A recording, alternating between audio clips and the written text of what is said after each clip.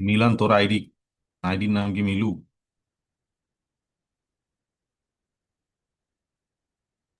না না ভাই, তাওফিক তাওফিকুর মিলন। রহমান।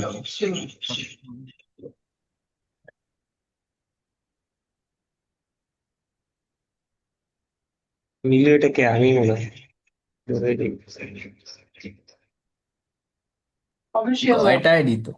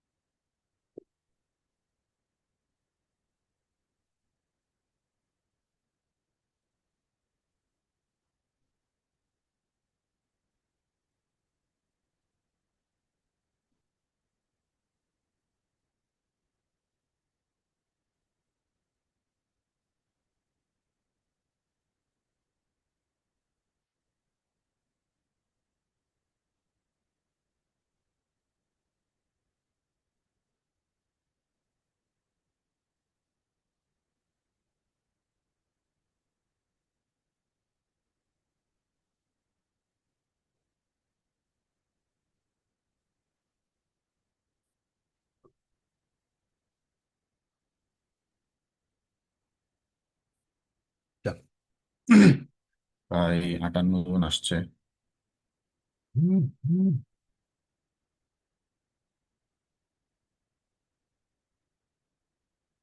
মেবি আমরা শুরু করতে পারি নাকি? শুরু করি ভাই। জি ভাই, শুরু করা যাবে। হুম, বাকিরা আসতে থাকুক।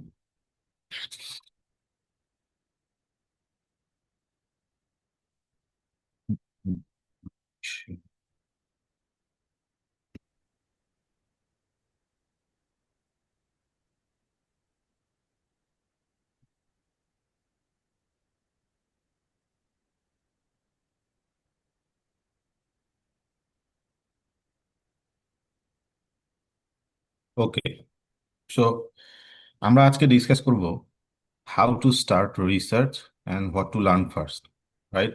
বিকজ লাস্ট ক্লাসে আমরা যেটা দেখছি সেটা হচ্ছে যে কিভাবে একটা রিসার্চ করতে হয় আর কি, একটা মেথোডোলজি সম্পর্কে, বিশেষ করে রজার বেকনের যে মেথোডোলজি, যেটাকে আরো ফাইন টিউনিং করতে করতে বর্তমান পর্যায়ে নিয়ে আসা হয়েছে, এবং বর্তমান পর্যায়ে একটা সিস্টেমেটিক রিসার্চ কিভাবে কন্ডাক্ট করতে হয় সেই রিলেটেড যে আমরা বলবো যে ফ্লো চার্টটা, সেটা আমরা লাস্ট সেশনে দেখছিলাম আর কি।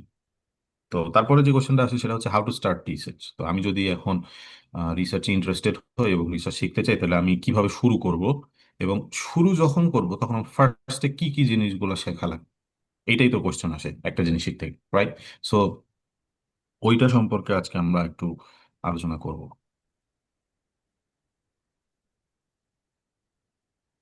বাট এই জিনিসটা যাচ্ছে না কেন?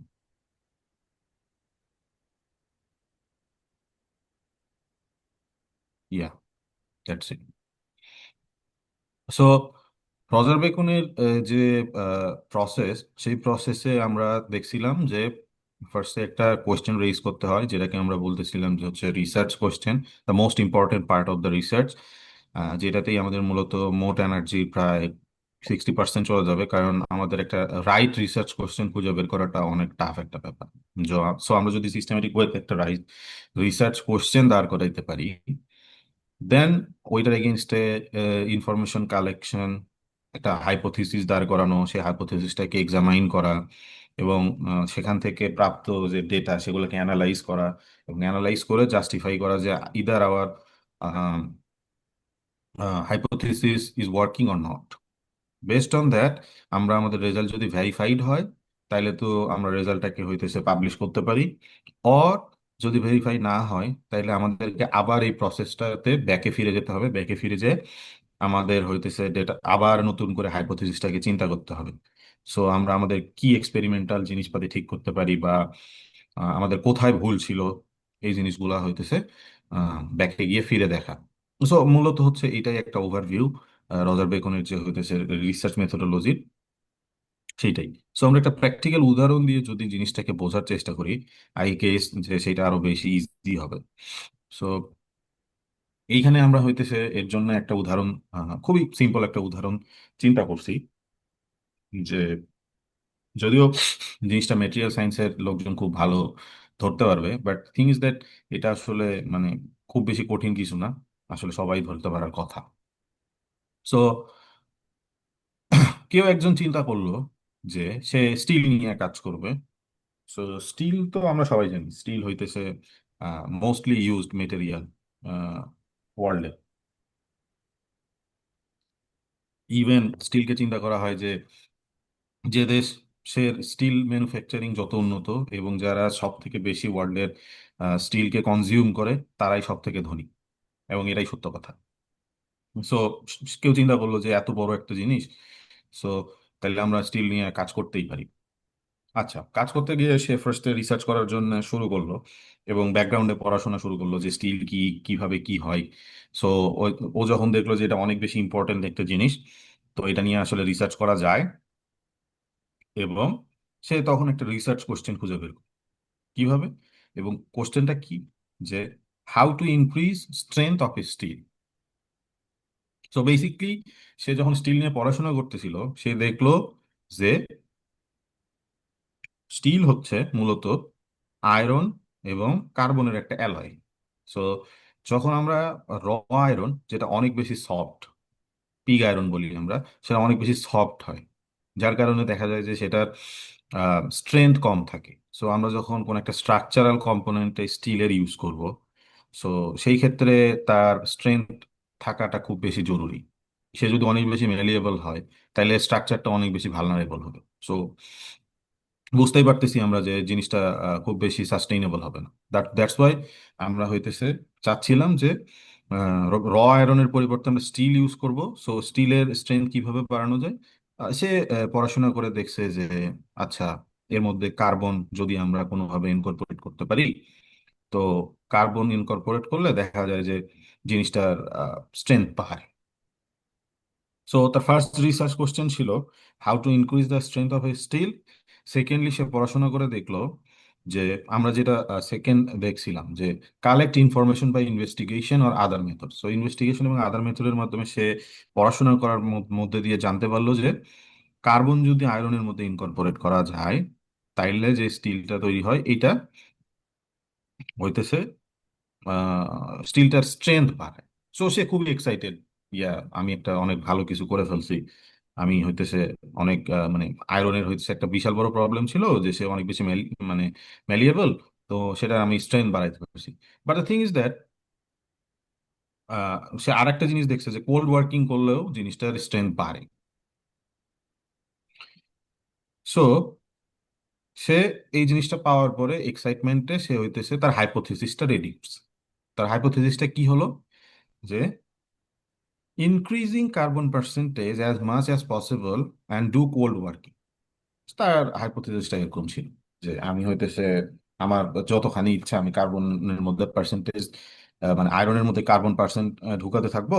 তো একটা সময় যায় তাইলে তো আমি যত বেশি কার্বন ইনকর্পোরেট করব আয়রনের মধ্যে, তো তত বেশি তার স্ট্রেংথ বাড়বে।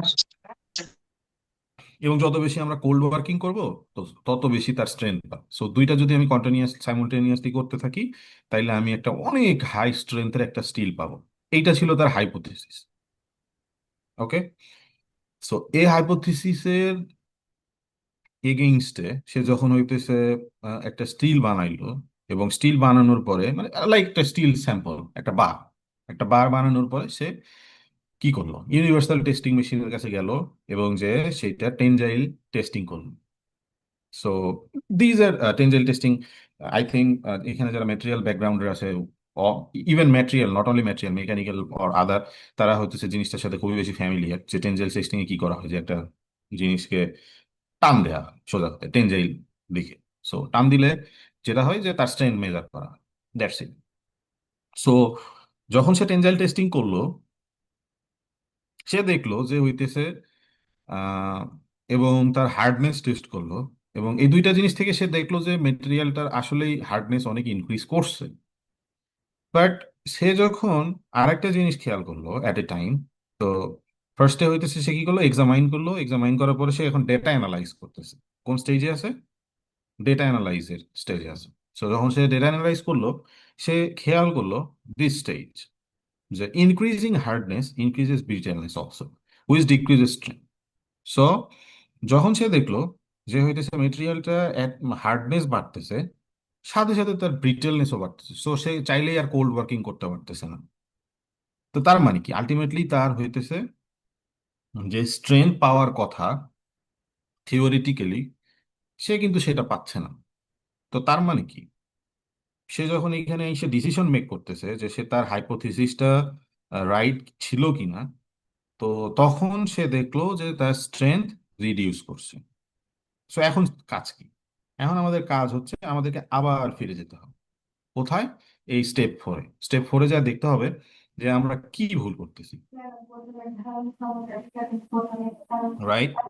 যে সে তো অনেক বেশি পড়াশোনা করছিল, তার রিসার্চ কোশ্চেনটা অনেক মানে লজিক্যাল ছিল। থিওরিটিক্যালি সে জিনিসটা দেখছে যে কার্বন পার্সেন্টেজ বাড়ানোর পর পর তার মেটেরিয়ালের মানে স্টিলের স্ট্রেংথ বাড়ার কথা। সে হাইপোথিসিস সেই হিসাবেই দাঁড় করাইছে, করানোর পরে সে যখন হইতেছে তার স্যাম্পল বানাইছে, সে এক্সামাইন করছে ল্যাবে।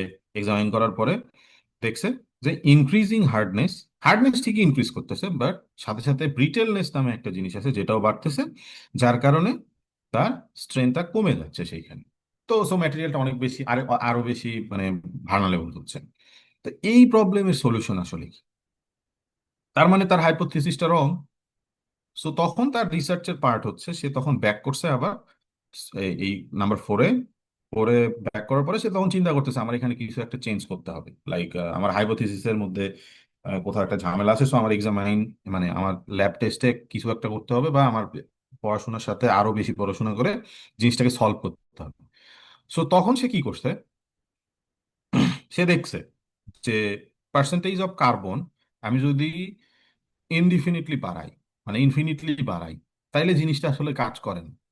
তখন সে খেয়াল করে দেখছে যে একটা সার্টেইন অ্যামাউন্ট আছে, ফর এক্সাম্পল 2%। সো সে যদি একটা মেটেরিয়ালের 2% পর্যন্ত, ফর এক্সাম্পল 100% আয়রন আছে, তার মধ্যে যদি 2% সে কার্বন অ্যাড করে, তখন দেখতেছে সে যে ম্যাক্সিমাম স্ট্রেংথটা পাচ্ছে। সো সে এটা কিভাবে নির্ণয় করলো? সে হয়তো বা বিভিন্ন 0.5, 1, 1.5, 2.2, 2.5, 3, 3.5 এরকম কয়েকটা স্যাম্পল টেস্ট করছে, করার পরে দেখছে যে পিকটা ম্যাক্সিমাম আসছে 2-তে। এবং সে সেখান থেকে এই সিদ্ধান্তে আসলো, wow, I I solve the problem, যে আমি যখন 2 নিচ্ছি তখন আমার স্ট্রেংথটা ম্যাক্সিমাম হচ্ছে, যখন আমি 2.5 নিচ্ছে, জিনিসটা হইতেছে আবার তার স্ট্রেংথ হারায় ফেলতেছে। সো এই যে সে যখন এই জিনিসটা ডিনোট করলো, এইটাই তার রেজাল্ট, রিসার্চ মানে রিসার্চের রেজাল্ট। এবং তার হাইপোথিসিসটা এখন কাজ করতেছে। সো সে তখন তার হাইপোথিসিসটা আবার নতুন করে মানে সাজাইলো, এবং সেটা প্রুভ হয়ে গেল যে ইয়েস, কার্বন পার্সেন্টেজ আমরা হইতেছে বাড়াইতে পারি, বাড়াইলে স্টিলের স্ট্রেংথ বাড়ে। But the thing is that এটা ইনডিফিনিটলি করা যাবে না। কি করতে হবে? আমরা যদি 2% পর্যন্ত বাড়াই, তাইলে আমরা সেটাকে শুধুমাত্র মানে সেটার স্ট্রেংথটা বাড়ে, এবং সেটাকে আমরা চাইলে হইতেছে কোনো একটা লাইক হইতেছে স্ট্রাকচারাল কোনো একটা কম্পোনেন্টে ইউজ করতে পারবো। এইভাবে কিন্তু স্টিলের আবিষ্কার হয়। আমরা এখন স্টিল আবিষ্কার করে ফেললাম। সো দেন হইতেছে আমাদের এই যে হার্ডনেস আর ডাক্টিলিটির যে ব্যালেন্সটা হলো based on the carbon percentage, সেইটা আমরা চাইলে এখন এই জিনিসটাকে যদি আমরা সুন্দরভাবে লিখে আমরা যদি হইতেছে কোনো একটা জার্নালে বা হইতেছে কোথাও একটা মানে সাইন্টিফিক কমিউনিটির কাছে তো জানাইতে হবে। আমি তো একটা জিনিস আবিষ্কার করে ফেলছি মানে এই না যে আমি জিনিসটা আমার ভিতরে রাখবো। It's not like that. আমাকে এটা কমিউনিটিকে জানাইতে হবে। সো কমিউনিটিকে জানানোর মাধ্যম কি? ইদার আমাকে জার্নালের থ্রুতে যাইতে হবে, অর মেবি আমি কনফারেন্সে জিনিসটা জানাইতে পারি। But the thing is that the most sustainable process is journal. So আমি সুন্দর করে একটা মানে রিসার্চ কিভাবে প্রেজেন্ট করতে হয়, আমি তো চাইলেই ওকে আমি হচ্ছে এটা আবিষ্কার করে ফেলছি, 2% কার্বন ইউজ করলে হইতেছে স্ট্রেংথ অনেক পারে, আমি ছোট করে একটা নোট লিখে ফেসবুক পোস্টের মতো অথবা লিঙ্কডইন পোস্টের মতো হ্যাপি টু শেয়ার, আমি আবিষ্কার করে ফেলছি 2% হচ্ছে কার্বন দিলে স্টিলের স্ট্রেংথ বাড়ে। It's not like that. তার জন্য একটা ফরম্যাট আছে। কারণ সেই ফরম্যাট মেনটেন করে আমাকে একটা জার্নাল পেপার লিখে দেন হইতেছে সাবমিট করতে হবে। তারপরে বেশ কয়েকটা প্রসেসের পরে যে সাইন্টিফিক কমিউনিটি ভ্যালিডেট করবে, এটা ভ্যালিডেট করার পর তোমার একটা পাবলিকেশন হবে। দ্যাটস যখন তোমার পাবলিকেশন হবে, তুমি তখন একজন রেকগনাইজড রিসার্চার হিসাবে প্রকাশ পাবা। That's it. সো এইটাই হচ্ছে একটা একটা যদি সিম্পল এক্সাম্পল দিয়ে আমি প্র্যাকটিক্যাল মানে রিসার্চ মেথোডোলজিটা বুঝাই, এইভাবেই একটা রিসার্চ কাজ করে। তুমি এখন এইখানে বায়োলজিক্যাল সায়েন্সের কোনো একটা উদাহরণ এনে ঢুকাও, দ্যাটস উইল বি সেম। তুমি যদি ইলেকট্রিক্যাল ইঞ্জিনিয়ারিং এর কোনো জিনিস ঢুকাও, ওইটাও সেম। ইভেন তুমি এভরিথিং, তুমি যদি সোশ্যাল সায়েন্সের কোনো একটা টপিক আইনাও ঢুকাও, তোমাকে এই সেম প্রসেসের মধ্যে দিয়েই তাকে যাইতে হবে।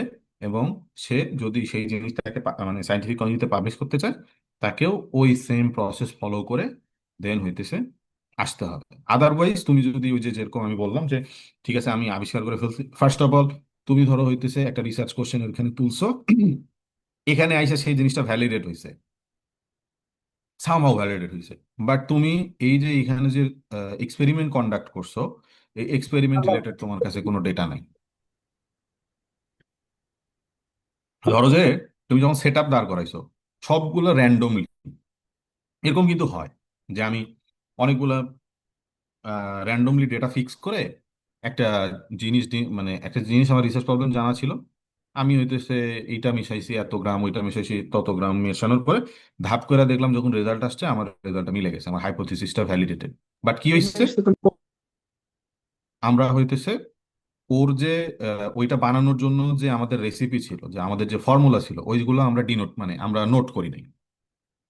তুমি কিন্তু সেইটাকেও পাবলিশ করতে পারবা না, কারণ তুমি একটা স্টেপ ভায়োলেট করছো। কারণ তোমাকে রিসার্চ কমিউনিটি তখন জিজ্ঞেস করবে যে তুমি এই জিনিসটা পাইছো, ঠিক আছে আমি বুঝছি যে তোমার হাইপোথিসিস যা ছিল তোমার রেজাল্টও সেম, বাট রেজাল্টটা আনছো কেন? তো তুমি যদি এই স্টেপ বাদ দাও, তুমি কিন্তু হইতেছে জিনিসটাকে পাবলিশ করতে পারবা না। So each and every step is important. এইখানে এখানে যেমন তোমার জার্নালটা সুন্দরভাবে, আর্টিকেলটা সুন্দরভাবে লেখা যেরকম ইম্পর্টেন্ট, এখানে রেজাল্ট ভ্যালিডেশন করা ইম্পর্টেন্ট, এখানে তোমার এক্সপেরিমেন্টেশন ইম্পর্টেন্ট, এখানে তোমার হাইপোথিসিসটা কিভাবে দাঁড় হইলো সেইটাও ইম্পর্টেন্ট। দ্যাটস ওয়াই একটা রিসার্চ পেপারের কয়টা পার্ট থাকে?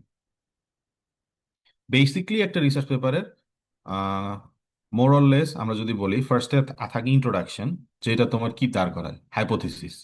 তোমার হাইপোথিসিসটা তুমি কিভাবে দাঁড় করেছো, তুমি তোমার স্টাডিটা কিভাবে করছো, এইটা তুমি কোথায় প্রকাশ করবা? হাইপোথিসিস মানে ইন্ট্রোডাকশন। দ্যাটস ওয়াই আমরা হইতেছে একটা পেপারের শুরুর দিকে যারা বিগিনার লেভেলে, তারা হচ্ছে ইন্ট্রোডাকশনটা বেশি বেশি পড়ি। ইন্ট্রোডাকশনটা বেশি বেশি বললে আমার ওই ফিল্ডের থিওরিটিক্যাল নলেজটা অনেক বেশি ডেভেলপড হয়। কারণ যে ওই হাইপোথিসিস দাঁড় করেছে সে তো থিওরিটিক্যাল নলেজ পড়ে এসেই ওই জিনিসটা দাঁড় করাইছে। So that's the important part. As a beginner তুমি যখন শুরু করতেছো, তোমার ইন্ট্রোডাকশনটা বেশি বেশি করে পড়া উচিত। তাহলে তুমি ওই জিনিসটা সম্পর্কে অনেক বেশি ভালো ধারণা পাবা। সো আমাদের প্রথম হাইপোথিসিসটা দাঁড় হয় কোথায়? ইন্ট্রোডাকশনে। এই জন্য ইন্ট্রোডাকশনের লাস্টে আমরা লিখি এটা ছিল আমাদের problem, that's why in this article we try to solve this using this.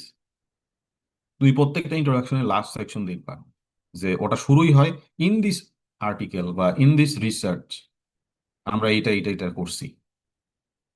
তো ওগুলা অন্য হ্যাক্স, ওগুলো আমরা আরো সামনের দিকে যখন আমরা যাব তখন আমরা শিখবো যে কোত্থেকে কিভাবে কি পড়তে হয়, কোত্থেকে কি বের করতে হয়। That's it. তারপরে এই যে এক্সপেরিমেন্টাল সেকশন, এটা কিন্তু একটা রিসার্চ পেপারে থাকে। যে তুমি যখন হাইপোথিসিস দাঁড় করাইছো, সেই হাইপোথিসিসটা তুমি কিভাবে হইতেছে ভ্যালিডেট করবা, তার জন্য তো তোমার এক্সপেরিমেন্ট লাগবে। এই জন্য তুমি খেয়াল করে দেখবা তার ইন্ট্রোডাকশনের পরের সেকশন থাকে ম্যাটেরিয়ালস অ্যান্ড মেথডস অথবা এক্সপেরিমেন্টাল, এই দুইটার যে কোনো একটা নামে থাকে, জার্নাল ওয়াইজ ভ্যারি করে। So introduction, materials and method, দুইটা গেল। তারপরের সেকশনে কি থাকে?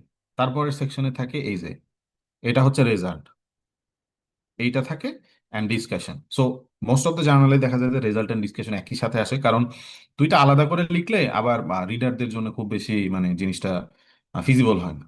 যখন তুমি একই সাথে রেজাল্ট উপস্থাপন করতেছো, সাথে যদি নিচে তুমি ডিসকাশনটা করে দাও, তাইলে জিনিসটা পড়তে এবং মানে রিডারের হইতেছে ট্র্যাক রাখতে সুবিধা হয়। That's why most of the journal কি করে, রেজাল্ট অ্যান্ড ডিসকাশন একই সাথে রাখে। সো ইন্ট্রোডাকশন গেল, এক্সপেরিমেন্টাল সেকশন গেল, রেজাল্ট অ্যান্ড ডিসকাশন গেল, দেন আর কি থাকে? আর তো তেমন কিছু থাকে না। সো এই তিনটাই হইতেছে একটা রিসার্চ পেপারের মেজর পার্ট। এইটার এখন হইতেছে আমরা অ্যাবস্ট্রাক্ট লিখি কেন? যাতে হইতেছে এই সমস্ত ধারণাগুলো আমরা হচ্ছে একটা সামারি আকারে একটা জায়গায় রাখতে পারি, যাতে রিডারের জন্য পড়তে সুবিধা হয়। দ্যাটস ওয়াই একটা অ্যাবস্ট্রাক্ট লিখি, যেটা জার্নাল ম্যান্ডেটরি। আর একটা কনক্লুশন লিখি যেখানে আমাদের হইতেছে মেইনলি পুরা জিনিসটার সামারি থাকে। ওইখানেও সামারি থাকে, বাট সামারিটা থাকে ওইখানে বেশি ফোকাস করা হয় মানে ফিউচার আউটলুক, কোনো রিসার্চ গ্যাপ আছে কিনা, বা তোমার মনে হয় যে ফিউচারে যদি এখানে কেউ যদি রিসার্চ করে তার কি ধরনের সমস্যা হইতে পারে, বা তুমি কি কি জিনিস করো নাই যেগুলো আসলে করা উচিত ছিল, এই টাইপের জিনিসপাতি, প্লাস তোমার রেজাল্ট, এবং এই জিনিসগুলো আসলে আমরা হচ্ছে কনক্লুশনে রাখি। তো আর লাস্টে থাকে রেফারেন্স সেকশন, যে আসলেই সত্যি সত্যি কিনা তুমি আসলেই হইতেছে পেয়ার রিভিউড ভালো ভালো জার্নাল পড়ছো কিনা, সেইগুলা সম্পর্কে হইতেছে ওখানে থাকে। সো আমরা আজকে যে জিনিসটা দেখলাম সেটা হচ্ছে যে একটা আইডিয়া সেটা কিভাবে বের করতে হয়, সেখান থেকে কিভাবে রিসার্চ কোশ্চেন দাঁড় করাইতে হয়, সেই রিসার্চ কোশ্চেনটাকে কিভাবে হাইপোথিসিসে কনভার্ট করতে হয়, হাইপোথিসিসটাকে কিভাবে এক্সপেরিমেন্টালের মাধ্যমে হোক বা সিমুলেশনের মাধ্যমে হোক বা যে কোনো ভাবে হয়ে গেছে কন্ডাক্ট করতে হয়, কন্ডাক্ট করার পরে রেজাল্টকে রেজাল্ট বের করতে হয়, রেজাল্টকে আমরা ভেরিফাই করতে হয়, দেন হইতেছে কিভাবে একটা জার্নাল লিখতে হয়। মোটামুটি আমরা একটা ধারণা নিলাম। এরপরে আমরা এটা বিস্তারিতভাবে শিখবো যে একটা রিসার্চ পেপার কিভাবে লিখতে হয়, ওইটার উপরে আমাদের সেশন আছে। সো এখন মানে জিনিসটা অত ভালোভাবে বোঝার দরকার নাই, জাস্ট ধারণা দেয়া রাখা, দ্যাটস ইট। ওকে। তো আমরা যদি ফরওয়ার্ড করি, তাইলে জিনিসটা সম্পর্কে আমরা জানলাম। এখন আমাদেরকে জানতে হবে যে হাউ টু ডু রিসার্চ। এর পরের কোশ্চেন আসে যে তাহলে রিসার্চ কিভাবে করব। তো ওইটা সম্পর্কে আমরা মোটামুটি একটা ধারণা অলরেডি পেয়ে গেছি। বাট এখানে এইটা মূলত এই স্লাইডটা মূলত আমাদের বানানোর পিছনে কারণ হচ্ছে যে মানে যারা হইতেছে বিগিনার লেভেলে, যারা হইতেছে এখন রিসার্চ শুরু করতে চাচ্ছে, তাদের একটা হেলদি অভ্যাস তৈরি করার জন্য। সেটা হচ্ছে যে পড়া। তুমি যদি ভালো রিসার্চার হতে চাও, তুমি তোমার রিসার্চে যদি ক্যারিয়ার করতে চাও, এবং এই এই এই জিনিসটাকে যদি তুমি তোমার রুটি রুজি বানাইতে চাও, তাহলে তোমাকে ফার্স্টে যে জিনিসটা স্বীকার করে নিতে হবে যে তুমি তোমার মানে হইতেছে যে মানে রিসার্চ থেকে রিটায়ারমেন্টের দিন আগ আগ দিন পর্যন্ত তোমাকে পড়াশোনা করতে হবে। সো তুমি তুমি যদি একজন গুড রিডার হও, তুমি যদি নিজে মনে করো যে না আমি বাইবর্ন অনেক ভালো পড়তে পারি, আমি ছোটবেলা থেকে অনেক বই পুস্তক পড়ছি, তাইলে তো তোমার জন্য এটা প্লাস পয়েন্ট। বাট যারা দেখা যাচ্ছে যে কিছু লোকজন আছে যারা খুব বেশি পড়াশোনা করে না, তাদেরকে এই হেলদি অভ্যাসটা তৈরি করে ফেলতে হবে। সো যারা আগে থেকে পড়াশোনা করছে তারা তো হইতেছে প্লাস পয়েন্টেই আছে, বাট যারা পড়াশোনা করে না তাদের কাছে আমার রিকোয়েস্ট হচ্ছে একটা হেলদি রিডিং হ্যাবিট তৈরি করতে হবে, যে তুমি অনেক বেশি পড়তে পারো। এবং আরেকটা জিনিস হচ্ছে কনসিস্টেন্সি, যে ঠিক আছে তুমি মানে ফর এক্সাম্পল যারা পড়াশোনা করতে করে অনেক আগে থেকেই, লিটারেচার পড়ার অভ্যাস আছে বা হইতেছে ফিকশন নন ফিকশন পড়ে, তারা অনেকের মধ্যে আবার এই ধরনের টেন্ডেন্সি গ্রো করে যে হইতেছে লাইক আমি তো অনেক ভালো পড়তে পারি, 300 পাতার বই পড়তে আমার বেশি সময় লাগে না, আমি দেখা যাচ্ছে যে কয়েক ঘন্টার মধ্যে পড়ে ফেলতে পারি। সো রিসার্চ পেপার, রিসার্চ আর কি, রিসার্চ একটা রিসার্চ পেপার হয় হইতেছে 8 10 15 12 পেজ। সো এইটা আমার কাছে পড়ার কোনো ব্যাপার না, আমি যদি 3 দিন 4 দিন পড়ি তাইলেই দেখা যাচ্ছে যে আমি 20 25টা রিসার্চ পেপার পড়ে ফেলবো। So that's enough. সো আমি এখন চিল করি, টাইম হলে পড়ে ফেলবো। এই ধরনের রিসার্চ আসলে করা যাবে না। রিসার্চে এই ধরনের জিনিসগুলো আসলে খুবই ব্যাড হ্যাবিট। হয়তোবা তুমি এটা দিয়ে রিসার্চও ক্র্যাক করে ফেলতে পারো, আমি বলতেছি না পারবা না, বাট এটা কোনো হেলদি হ্যাবিট না। হেলদি হ্যাবিট হচ্ছে কনসিস্টেন্সি। তুমি দিনে একটা করে পেপার পড়ো, কিন্তু পড়ো। একটা নির্দিষ্ট টাইম রাখো, যেই টাইমে তুমি হইতেছে রিসার্চকে ডেডিকেট করবা। Even 15 minute is enough. কারণ 15 মিনিট সময় কোনো একটা স্কিলের পিছনে ডেডিকেটেডলি বের করা 24 ঘন্টার মধ্যে, এটা আসলে যে কি ধরনের মানে একটা আহ, বলবো যে হইতেছে হ্যাপার কাজ। তুমি একদিন খালি মানে হচ্ছে যে কনসিস্টেন্সি মেনটেন করে নোট করে রাখো যে আমি আজকে 15 মিনিট পড়ছি, টিক। আমি আজকে 15 মিনিট পড়ছি, টিক। তুমি 1 মাসের মধ্যে কয়টা টিক দিতে পারো তারিখের উপরে তুমি আমাকে আইসা বলতে পারো যে ভাই আমি হচ্ছে এই করা টিক দিতে পারছি। সো জাস্ট 15 মিনিট, 15 মিনিটসে কি হয়, 3টা গান শোনা যায়। খুব বেশি টাইম, 3টা গান শুনতে 15 মিনিট লাগে। সো 15 মিনিট খুব বেশি টাইম। এটা যদি তুমি বের করতে পারো, তাহলে দেখবা যে তুমি তোমার লাইফ চেঞ্জ করে ফেলতে পারো। সো আমাদেরকে একটা হেলদি রিডিং হ্যাবিট ক্রিয়েট করতে হবে। সো এর মানে একজন রিসার্চার হইতে গেলে এর কোনো বিকল্প নেই, কারণ তুমি যখন কনসিস্টেন্টলি ডে বাই ডে পড়বা, একটা পেপার তুমি ধরো যে আজকে পড়লা, একটা পেপার পড়তে সর্বোচ্চ ওই 15 মিনিটই লাগে ভালো মানে যারা গুড রিডার তাদের জন্য। আর যারা হইতেছে কেবল মানে রিডিং শুরু করতেছে বা আগে পড়াশোনা করে নাই, মানে পড়াশোনা তো সবাই করছে, মানে রিডিং যে একটা স্কিল, এই স্কিলটা ডেভেলপ করে নাই, তাদের জন্য হয়তো শুরুর দিকে একটু কষ্ট হবে। সো তারা যদি দিনে আধা ঘন্টা বা 45 মিনিট সময় দেয়, এক সময় তাদের জন্য জিনিসটা 15 মিনিটেই নেমে আসবে, ইভেন আরো নিচে নেমে আসতে পারে। সো তখন সে যদি একটা দুইটা করে পেপার রেগুলার বেসিসে পড়ে, তাইলে তার জন্য কি হবে, সে তখন হইতেছে, ধরো তুমি আজকে একটা পেপার বললা, সেই ব্যাপারটা সম্পর্কে চিন্তা ভাবনা করবা, কারণ রিসার্চে চিন্তা ভাবনা করাটাই বেশি ইম্পর্টেন্ট পড়ার থেকে। কারণ তুমি যত চিন্তা করবা তত তুমি জিনিসটা সম্পর্কে ভালো বুঝবা, যত তুমি ভালো বুঝবা তত তুমি জিনিসটাকে ইমপ্লিমেন্টেশন করতে পারবা তোমার রিসার্চে। সো তুমি ধরো যে একদিনে একদিনে একটা পেপার পড়লা, সে পেপারটা সম্পর্কে হইতেছে ভালো করে নলেজ নিলা, নলেজ নেওয়ার পরে হইতেছে সারাদিন চিন্তা ভাবনা করবা যে ঠিক আছে আচ্ছা কিভাবে কি করা যায়, তাইলে দেখবা তোমার মাথার মধ্যে নতুন নতুন আইডিয়া জেনারেট হচ্ছে। তখন তুমি আর বসে থাকতে পারবে না, যে তখন তোমার মনে হবে যে wow it's a nice thing. আমি যখন মানে এই হেলদি চিন্তা করার অভ্যাসটা যদি তোমার মধ্যে একবার ডেভেলপ করে, তোমার আর কেউ আটকাইতে পারবে না। এগুলাই হইতেছে রিসার্চের টোটকা। যে বলে না মানুষ যে হইতেছে আহ অনেকেই জিজ্ঞেস করে যে, ভাই আমি তো হচ্ছে অনেকদিন রিসার্চ করতেছি, ভালো করতে পারতেছি না, বা আমি তো রিসার্চ করতে চাই, আমি তো বিগিনার লেভেলে, সো আমার কি করা উচিত আমি তো বুঝতেছি না।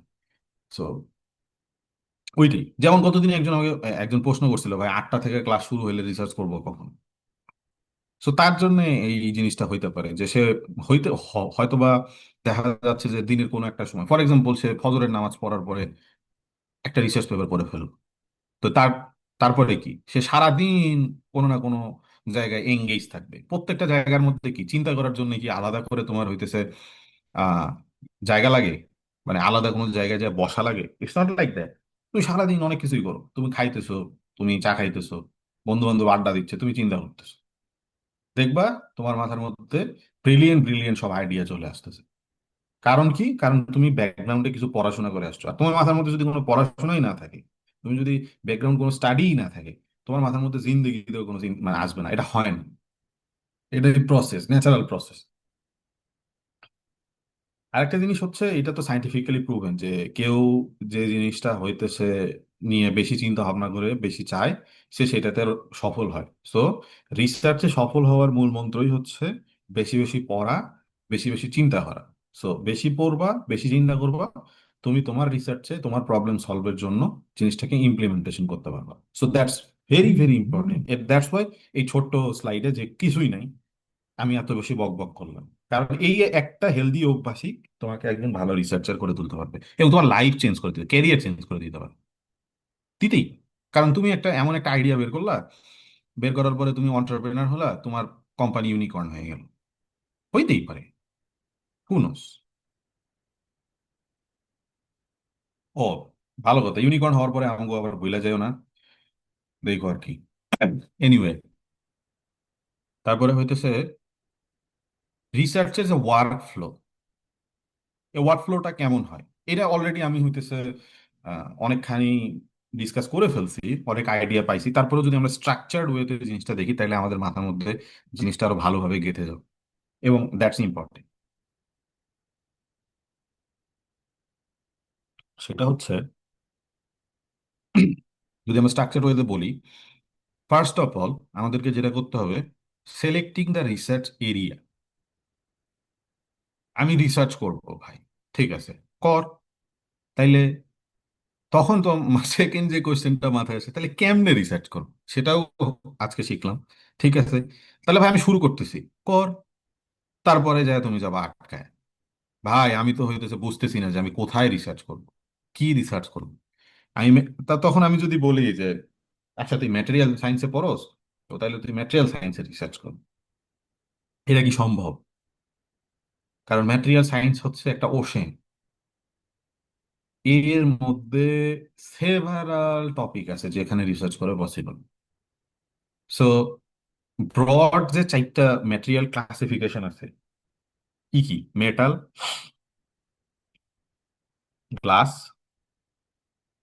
দেন কি, polymer, glass and ceramics, polymer, and হইতেছে কম্পোজিট। এই চারটা ক্লাসিফিকেশনের মধ্যে চারটা, আবার চারটা ওশেন, একটা বিশাল ওশেনের মধ্যে চারটা ওশেন। আবার প্রত্যেকটা ওশেনের মধ্যে আবার দেখা যাচ্ছে যে মেটালের বিভিন্ন সাইডে অ্যাপ্লিকেশন আছে। যেহেতু আমরা ম্যাটেরিয়াল রিসার্চার, ম্যাটেরিয়াল ইঞ্জিনিয়ার, বা এই টাইপের যারা আছি, বা আমরা যারা ইঞ্জিনিয়ার এখানে, তো তাদের হইতেছে রিসার্চটা, আমি শুরুর দিনেই বলছি যে অ্যাপ্লাইড রিসার্চটা করলে বেশি ভালো হয় আমাদের জন্য। কারণ আমরা অনেক বেশি ডিপে গিয়ে থিওরিটিক্যাল স্টাডি করার সুযোগ পাই না। ফর এক্সাম্পল, আমরা যদি মানে ফান্ডামেন্টাল রিসার্চ করতে চাই, তাহলে আমাদের হইতেছে থিওরিটিক্যাল নলেজ অনেক হাই হওয়া লাগবে। সো সেইটার সুযোগ তো আমাদের নেই। আমাদের যেমন এইটার সুযোগ কোথায় আছে, রাজশাহী ইউনিভার্সিটি ফিজিক্সে যারা পড়ে, বা ঢাকা ইউনিভার্সিটি ফিজিক্সে যারা পড়ে, তাদের আছে। কারণ তারা হইতেছে দেখা যাচ্ছে যে 1 বছর সময় ধরে পার্টিকুলার কয়েকটা জিনিসই পড়ে। কারণ কি? কারণ হইতেছে তারা অনেক বেশি ওর ডিপে ঢুকতে হবে ওদেরকে, কারণ অনেক বেশি ডিপে ঢুকলেই ওরা কোনো একটা নতুন কিছু উদ্ভাবন করতে পারে। দ্যাটস ওয়াই ওরা হইতেছে, তখন হইতেছে। তবে ইঞ্জিনিয়াররা যে ডিপ ডিপ লেভেল রিসার্চ বা ফান্ডামেন্টাল রিসার্চ করে না, এটা ভুল কথা। তারাও করে, বাট হচ্ছে ইঞ্জিনিয়াররা মোস্টলি এই যে অ্যাপ্লিকেশন অ্যাপ্লাইড রিসার্চটার দিকে বেশি ফোকাসড হয়। So that's it. আমাদের যেহেতু অনেক বেশি পড়ার সুযোগ নেই, সো ফান্ডামেন্টালের দিকে যাওয়া খুব টাফ। বাট আমি এনকারেজ করব most of the people here, you should try for the fundamental research, because তুমি যদি একমাত্র ফান্ডামেন্টাল রিসার্চ করো, তাইলেই তুমি নোবেল প্রাইজ পাবা, আদারওয়াইজ কিন্তু নোবেল প্রাইজ পাবা। সো নোবেল প্রাইজ সবার টার্গেট হওয়া উচিত, পাই না পাই, বাট রিসার্চ ওই লেভেলই করা উচিত যাতে আমি নোবেল প্রাইজ পাই, তাইলে দেখবা কিছু না কিছু পাই গেছে। So that's it. তো ফার্স্টে যে জিনিসটা, তাহলে আমরা এখন কি করতেছি যে সিলেক্টিং দ্য রিসার্চ এরিয়া। তো রিসার্চ এরিয়া সিলেক্ট করা আসলে খুব টাফ। এই জন্য আমি বলতেছিলাম যে হইতেছে একটা রিসার্চ কোশ্চেন খুঁজে বের করা বা পাওয়া, এইটা একটা মানে সোনার হরিণ টাইপের। কারণ এইটাতে আমাদের ম্যাক্সিমাম টাইম চলে যাবে। সো এই দেখো না, মানে ফার্স্টে আমরা বললাম যে ম্যাটেরিয়াল সায়েন্সের রিসার্চ কর, সো সে মেটেরিয়াল সায়েন্সের মধ্যে যা দেখে 4 ধরনের মেটেরিয়াল। আচ্ছা, সে হয়তো বা ঠিক করলো যে না, আমি হচ্ছে সিরামিক মেটেরিয়াল নিয়ে কাজ করবো। ওকে, বাকিগুলা বাদ। কারণ সিরামিক মেটেরিয়ালের মধ্যে যে সে দেখলো যে হইতেছে এটাও তো আরেকটা ওশেন। আচ্ছা, তাও তাও ভালো যে আমি 3টা ওশেন পার করে একটা ওশেনে আসছি। সিরামিক মেটেরিয়ালের মধ্যে যে দেখলো যে সে আহ এইখানে অসংখ্য টপিক আছে। এর মাঝখানে সে ঠিক করলো যে না, এর মাঝখানে আমি কয়েকটা পেপার পড়লাম, পড়ার পরে দেখলাম যে ceramic metal oxide nano particle এই টাইপের একটা জিনিস আছে। এটা অনেক বেশি, যেহেতু আমি এই টাইপের রিসার্চ করি এই জন্য উদাহরণ দিচ্ছি। তো আমি এটা নিয়ে কাজ করতে চাই। তো সে metal metal oxide nanoparticle খোঁজা শুরু করলো এবং অবাক হয়ে গেল, মেটাল অক্সাইড ন্যানো পার্টিকেল এইটাও আবার আরেকটা অপশন। অথচ আমরা কতটা জিনিসটাকে ছোট করে আনছি। ছিলাম মেটেরিয়াল সায়েন্সে, সেখান থেকে এখন আমরা আসছি হইতেছে মেটাল অক্সাইড ন্যানো পার্টিকেল। এর মাঝখানে অসংখ্য, যেমন আছে টাইটেনিয়া আছে, জিঙ্ক অক্সাইড আছে, টাংস্টেন অক্সাইড আছে, টিন অক্সাইড আছে, এগুলো সবগুলোর এক একটা ফাস্ট অ্যাপ্লিকেশন আছে অনেক জায়গায়। সো সেখানে সে বেসিক পড়াশোনা করে সে ঠিক করলো যে না, সে টাইটেনিয়া নিয়ে কাজ করবে, কারণ এটার অনেক ভালো প্রপার্টি, সে আরো প্রপার্টি এনহ্যান্স করতে চায়। সো যখন সে টাইটেনিয়াতে আসলো তখন দেখলো যে টাইটেনিয়ার আবার মাল্টিপল তার হইতেছে অ্যাপ্লিকেশন আছে। সে বিভিন্ন সেক্টরে, বায়োলজিক্যাল সায়েন্সে তার অ্যাপ্লিকেশন আছে, যেমন আমি রিসার্চ করি সেন্সর, এখানে আছে। তারপরে এনার্জিতে আছে, এভরি সেক্টর যেখানে ধরো যে হইতেছে মানে আছে, সব জায়গাতেই এর আবার অ্যাপ্লিকেশন আছে। তো ওর মধ্যে থেকে যে কোনো একটা সে সিলেক্ট করে নিল। তো যখন সে ওইটা সিলেক্ট করলো তখন তার জায়গাটা একটু ছোট হয়ে আসছে এবং আসলে অনেক ছোট হয়ে আসছে। তখন সে এই এই ছোট জায়গায়, ফর এক্সাম্পল সে টাইটেনিয়া হচ্ছে আহ, কোথায় ইউজ করবে, for example photo catalytic application say use করবে। এর একটা সেক্টর ফটো ক্যাটালাইটিকের অ্যাপ্লিকেশন আবার আরো ভাস্ট। কিন্তু মেইনলি যদি সে ফটো ক্যাটালাইটিক করতে চায় তখন সে এই যে তার কাছে 2টা keyword, titanium nanoparticle, titanium nanoparticle আর হইতেছে ফটো ক্যাটালাইটিক অ্যাপ্লিকেশন। এখন যদি তুমি টাইটেনিয়া আর ফটোক্যাটালাইটিক এই জিনিস নিয়ে যদি তুমি হচ্ছে কোথাও একটা database, for example Google scholar টাইপের জায়গায় যদি সার্চ করো, তাইলে তোমার জায়গাটা ছোট হয়ে আসবে। আদারওয়াইজ তুমি যখন মেটেরিয়াল সায়েন্স লিখে সার্চ দিতা তখন দেখতে যে তুমি 5 লাখ পেপার পাচ্ছ। তো 5 লাখ পেপার তো পড়া সম্ভব না। তুমি সিরামিক নিয়ে যখন করতো তখন হয়তো 3 লাখ পাইতা। তারপরে যখন আস্তে আস্তে আস্তে আস্তে যখন আসবা, এখনো তুমি টাইটেনিয়া আর যদি হইতেছে ইয়া দিয়া সার্চ করো তাও কয়েক হাজার, ইভেন লাখও হইতে পারে, এতগুলো পেপার পাবা। তো এতগুলো পেপার তো আসলে পড়া সম্ভব না। এবং এর সবগুলো পেপার তোমার জন্য রিলেভেন্ট না। সো টাইটেনিয়া ফটো ক্যাটালাইটিক তোমাকে আরো জিনিসটাকে শর্ট করে আনতে হবে এবং স্পেসিফিক। এই জন্য আমরা আমরা বলি যে তুমি তুমি মানে কি করবা, সেটা হচ্ছে যে ফার্স্টে তুমি যখন সিলেক্ট করতেছো প্রত্যেকটা টপিক, প্রত্যেকটা জায়গায় পড়াশোনা করতে হবে। তুমি হইতেছে এই যে সিরামিক মেটেরিয়াল নিয়ে পড়াশোনা শুরু করলো, ওই রিলেটেড কিছু পেপার পড়লা, তারপরে তো ওইখান থেকে জানতে পারলা যে মেটাল অক্সাইড ন্যানো পার্টিকেল নামে এক ধরনের সিরামিক মেটেরিয়াল আছে। সো এই জিনিসটাতে এই ডিসিশনে আসার জন্য তোমার কিছু পেপার পড়তে হয়েছে। সো ওই পেপারগুলোকে তুমি কি করবা, একটা পেপার পড়বা, পড়ে জিনিসটা সম্পর্কে একটা নোট নিতে হয়। এবং আমি রেকমেন্ড করি নোটটা তুমি যদি হাতে লিখো তাহলে তোমার জন্য বেশি ভালো হয়। কারণ হচ্ছে এই যে ইলেকট্রনিক্যালি যদি টাইপ করো বা টাইপ করতে গেলে কি হয়, আমাদের ম্যাক্সিমাম টেন্ডেন্সি থাকে যে আমরা জাস্ট কপি করে পেস্ট করি। তখন আমাদের জিনিসটা আসলে বোঝা খুব খুব একটা ভালো হয়ে ওঠে না, ডিপ হয় না। দ্যাটস ওয়াই আমি সাজেস্ট করবো সবসময় একটা একটা খাতা কিনে নাও, অনেক মোটা, 1500 বা হইতেছে 1000 পেজের, বা থাকে থাকে না যে অনেক বাঁধানো এবং মোটা টাইপের খুব সুন্দর নোটবুক, এইগুলো সাথে রাখা ভালো। যে তুমি তুমি যে টপিকটা পড়তেছো, আজকে ডেট দাও, ডেট দিয়ে হইতেছে তুমি সেই টপিকটির কোন পেপারটা পড়লা সেটার টাইটেলটা লিখো, অথর লিখো, চাইলে ডিওআইটা লিখে রাখতে পারো যাতে পরবর্তীতে খুঁজতে সুবিধা হয়। দেন তুমি নিচে লিখো যে এই পেপারে তারা কি করছে, তুমি এখান থেকে কি বুঝলা, এ ব্যাপারে কি কি ভালো দিক আছে, কি কি খারাপ দিক আছে, যদি থাকে খারাপ দিকগুলো কিন্তু ভেরি ইম্পর্টেন্ট, কারণ এই খারাপ দিকগুলো থেকেই তোমার হইতেছে রিসার্চ গ্যাপ বের হবে। এবং এই রিসার্চ গ্যাপটাই তুমি তোমার পরবর্তীতে তোমার যখন হাইপোথিসিস দাঁড় করাবা তখন কাজে লাগবে। তো কি কি ভালো দিক আছে সেগুলো লিখলা, কি কি খারাপ দিক আছে সেগুলো লিখলা। লাস্টে তুমি কমেন্টও লিখতে পারো যে কমেন্টে যে এই ব্যাপারটা সম্পর্কে তোমার কি মতামত।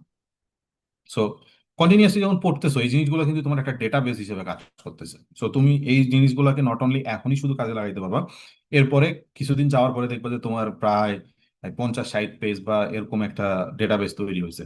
তুমি চাইলে এই জিনিসটাকে সুন্দর করে আবার সাজায় একটা রিভিউ আর্টিকেল লিখে ফেলতে পারবে, এবং এই রিভিউ আর্টিকেলটা কিন্তু পাবলিশ করা পসিবল। আবার সেকেন্ডলি,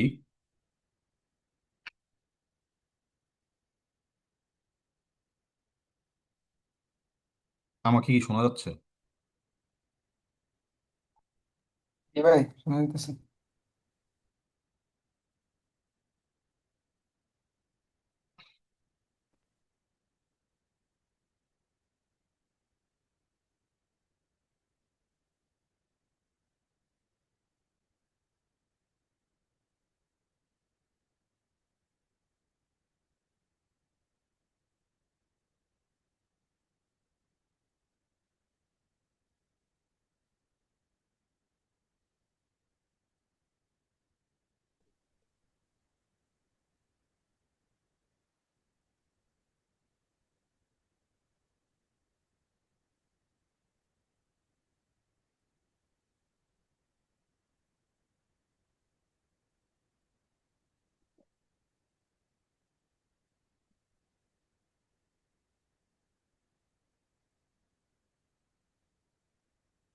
হ্যালো?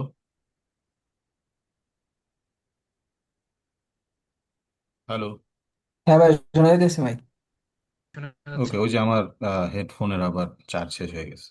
এনিওয়ে, সো এরপরে আমরা হইতেছে যখন হইতেছে এই জিনিসটা তুমি হইতেছে একটা নোট আকারে লিখে রাখতেছো, তখন তুমি চাইলে এই জিনিসটাকে পাবলিশও করে ফেলতে পারো, যেটাকে আমরা রিভিউ আর্টিকেল বলি।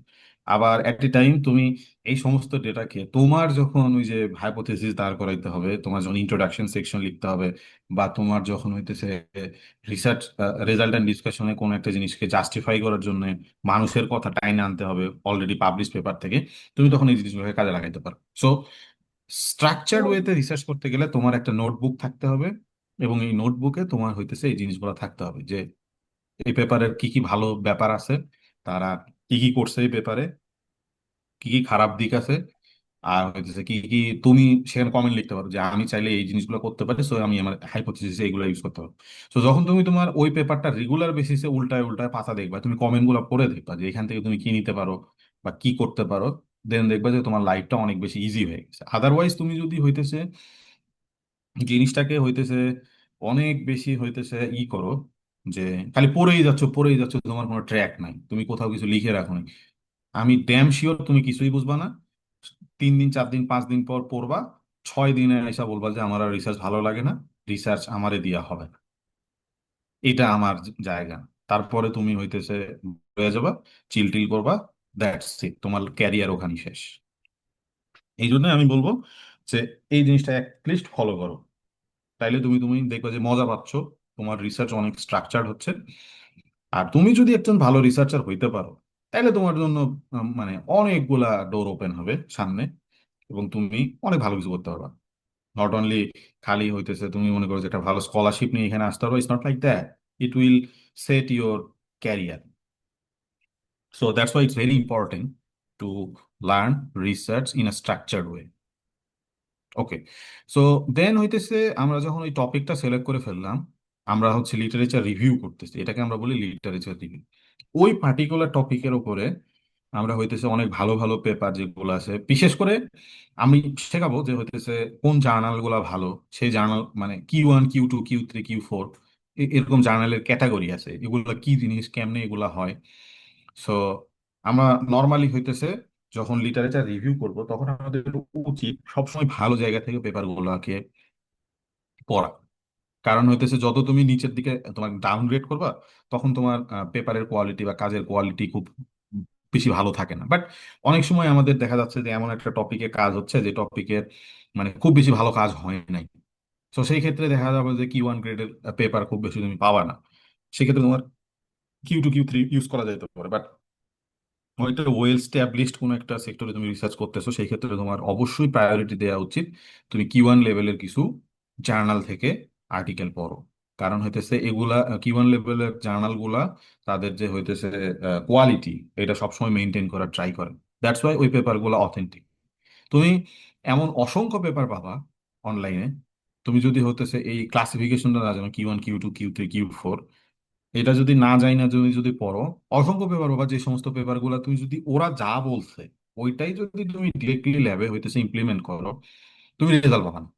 কারণ তারা নিজেরাও পায়নি, এবং দিজ আর ফ্যাব্রিকেটেড রেজাল্ট হইতেই পারে।